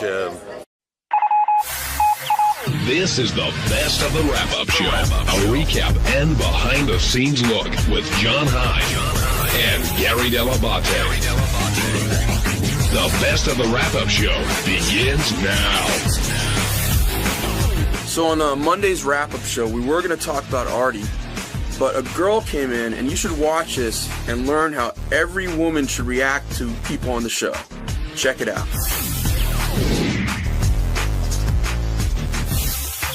What do you guys think of the way Howard and Robin react as Artie's telling these stories in there? I mean, Benji, you're in the middle of it, and Gary, you as well. Do you expect, sort of Howard to? What did you think of his take on it? What the fuck happened there? Oh, I know what this is. There's a. I hate to interrupt. There's a woman that I think Shuli had on the news while we were on vacation who cries. She's like a super fan. So she just saw you and she started screaming and crying. What? A super fan of the show? Yeah, like anything to do with the show just makes her scream and cry. Oh, is she hot? Yeah, bring her in a second. She hot or is that open? Come on in, Karen. This is it. Oh my God, it's Gary! Ian. Oh my God! Oh my God! Is this like a character actress or something? No. It's just me. Oh my God, it's Benji! Wow, I was just kidding around. Gange, what's her name? That's most people's reaction. How you doing? Come on. Karen, come on, be on the wrap-up show. Karen, come on. Oh my God, it's Benji! Benji, have you ever gotten that kind of reaction from a fan before? Just at home and stuff. From chicks all the time. All right. Now joining us on the wrap-up show is Karen. Most women react. Oh my God, it's the janitor. Hey, look to your left. It's Teddy. Karen, welcome to the wrap-up show. You're right. That's her right. My left. How you doing, Karen? Nice to see you, Karen. Oh my God, it's a microphone. No, the only reason I'm not Artie, you're my favorite. Oh, thank you. The only reason I'm not freaking out is because I met you once before. Where? How come I don't remember that? Because I had a lot of prep time. I can't believe I can't do it. You know, she makes me feel so good, but does she go outside and go, oh my God, it's a sidewalk, it's a sidewalk? Okay. Oh, I remember. No, you don't. You were next to me when we took our SATs together. Okay, So good to see you, Karen. Karen, why don't you tell them how you got here, how you got to this point? What? Why don't you tell them how you got to I the met tour? I was in New York, and I turned around, and I'm always like, where's the Sears building? Where's the Sears building is? Because we come through for the tour. I'm on the wrap-up show. Artie's laughing in my headphones. Do you realize if the whole world was like her? I love you, Artie. Oh, I love you too. You're talking to my headphones. This must have been around 1963. This must have been the Beatles' life every minute, everywhere they went. Okay, I met Artie when after at Newberg Comics. I'm the girl who took the picture of your butt crack out the window. Oh, in Boston. Yeah. Oh, please don't thank make fun you of me for because that. I know. That was great. But I took. I know. No. And then, Are you? And then I can't take it. And then I got your was in line and I got your signature on the day. She met Doug Goodstein on the street and started Gary, crying. I can't believe Gary's sitting there. After Artie, Gary was my #1 person to meet. I would love to. You know what I would love to do for you? Did you own a store that Doug looted? Hi, Gary. I would love to introduce you to Howard. Yeah. Oh, would you like to Now, meet what Howard? would happen then? Like, what? I mean, like, he I don't know if I can get another day off of work. I don't know. I don't know what to do. We'll work on is it for that guy another. in your life? He's Who's my it? husband. Hey, how you doing? Are you as big a fan, or is this like? I appreciate your work. Come here. That's my husband. Doug, jump on Benji's microphone here. So Karen recognizes you in the street. What Yeah, happened? I know the story. Can I tell the story? Sure, Exactly? go right ahead. I'm Might walking- add a little bit to the. I'm walking down the street, and I'm like all the time to him, like, where's the Sears building? We're in with his school. He's a teacher, and all of a sudden I turn around and I'm like, holy shit! And then I turn forward and then I turn around. I'm like, and I'm going like this, and I couldn't say anything because I was shaking. And then Doug went, hello. And This was literally not like on a side, in the middle of the street, crossing the street. But why did Yeah, you say stop. hi to her? She was saying. Because I kept staring at me. I said, "Do I know you?" I was oh. freaked out. She's going to shoot me. And then he asked my name, and I said, well, what's your name? And he said, Doug. Good one, Doug. So then, Hi, Gary. so then you realize it's Doug Goodstein. Then what did you do? Pretty much like this, a little Someone's had a bit, heart not attack. as much. You He wanna- said he felt like the. Shake your hand. Shake Gary's hand. Touch him. Touch him. Touch him. Do it. Oh, my God. So nice, Karen. Really nice to meet you. If half of the world were 18 like her, years, we'd I've been all be listening like for Brad 18 Pitt. I've been listening for 18 years, Artie. I love you, and I'm very happy for you. Oh, thank you. Hey, can you call my wife and I don't tell her to want act like this? Are you don't from know. I am on Boston? the Are you wrap-up from show. Boston? I'm from New Hampshire. Oh, okay. Yeah, because I was up in Boston when you took my ass crack picture. Yeah. And I took that picture. I said, this is getting me on the show. Yeah, And then it did. It did. One I'd cool be thing- happy to sign it for you. I put her in the green room, and I was bringing people gonna in throw one up. at a time to meet her, and she's been ranking who, No, they're who making she me rank. enjoys meeting more than others. And some people are really pissed off. She's like meeting a lot of people and then pissing them off by ranking them so low. Like who? Like Sal? Like, first of all, Gary's number talking one, about me. number one on your list is, I believe, Howard, and then it would be No. Who is number one on Gary, your? well, I've met Artie before. The only reason Artie's not #1 is because I met him. My #1 was Gary. Well, and thank then you. and You're then below welcome. Out of Gary everybody. And is- I would always give you the piece of chicken first. Thank you. You're is welcome. Doug and Ganji below you, Gary. And then below Ganji is JD, and JD was very upset at being Doug- ranked below Ganji. And Jason's below JD. I would never rank anybody. They're making me do that because I don't want to be made fun of. I'm happy with everybody that I'm meeting. You She's seem, cried- you seem unbelievably happy. She's cried for every single person she met except High Pitch Mike. In the middle of her bawling, I met Ronnie on "Hey, the way Mike." out, and then Fred took a picture with me and Richard, and then he brought me out to meet Sal. Oh, and then I've been listening for 18 years, and the first time, I just like to say this, I don't know why, the first time I ever saw the show, Gary. No, I'm listening. I know you're looking at me. We were watching Saturday Night Live, and then during the commercial, my dad was changing the stations, and it was Pee Wee's Play With Yourself House.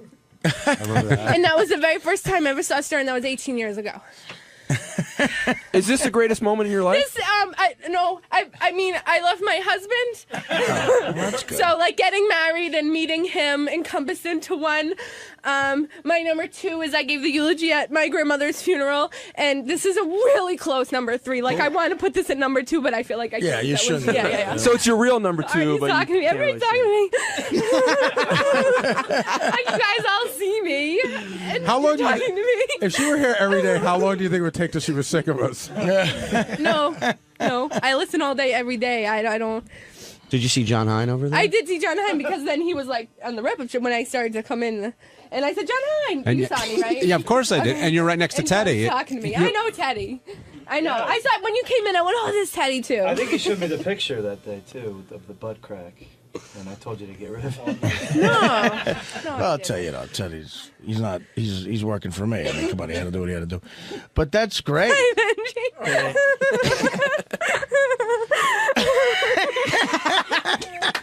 All right. This is awesome.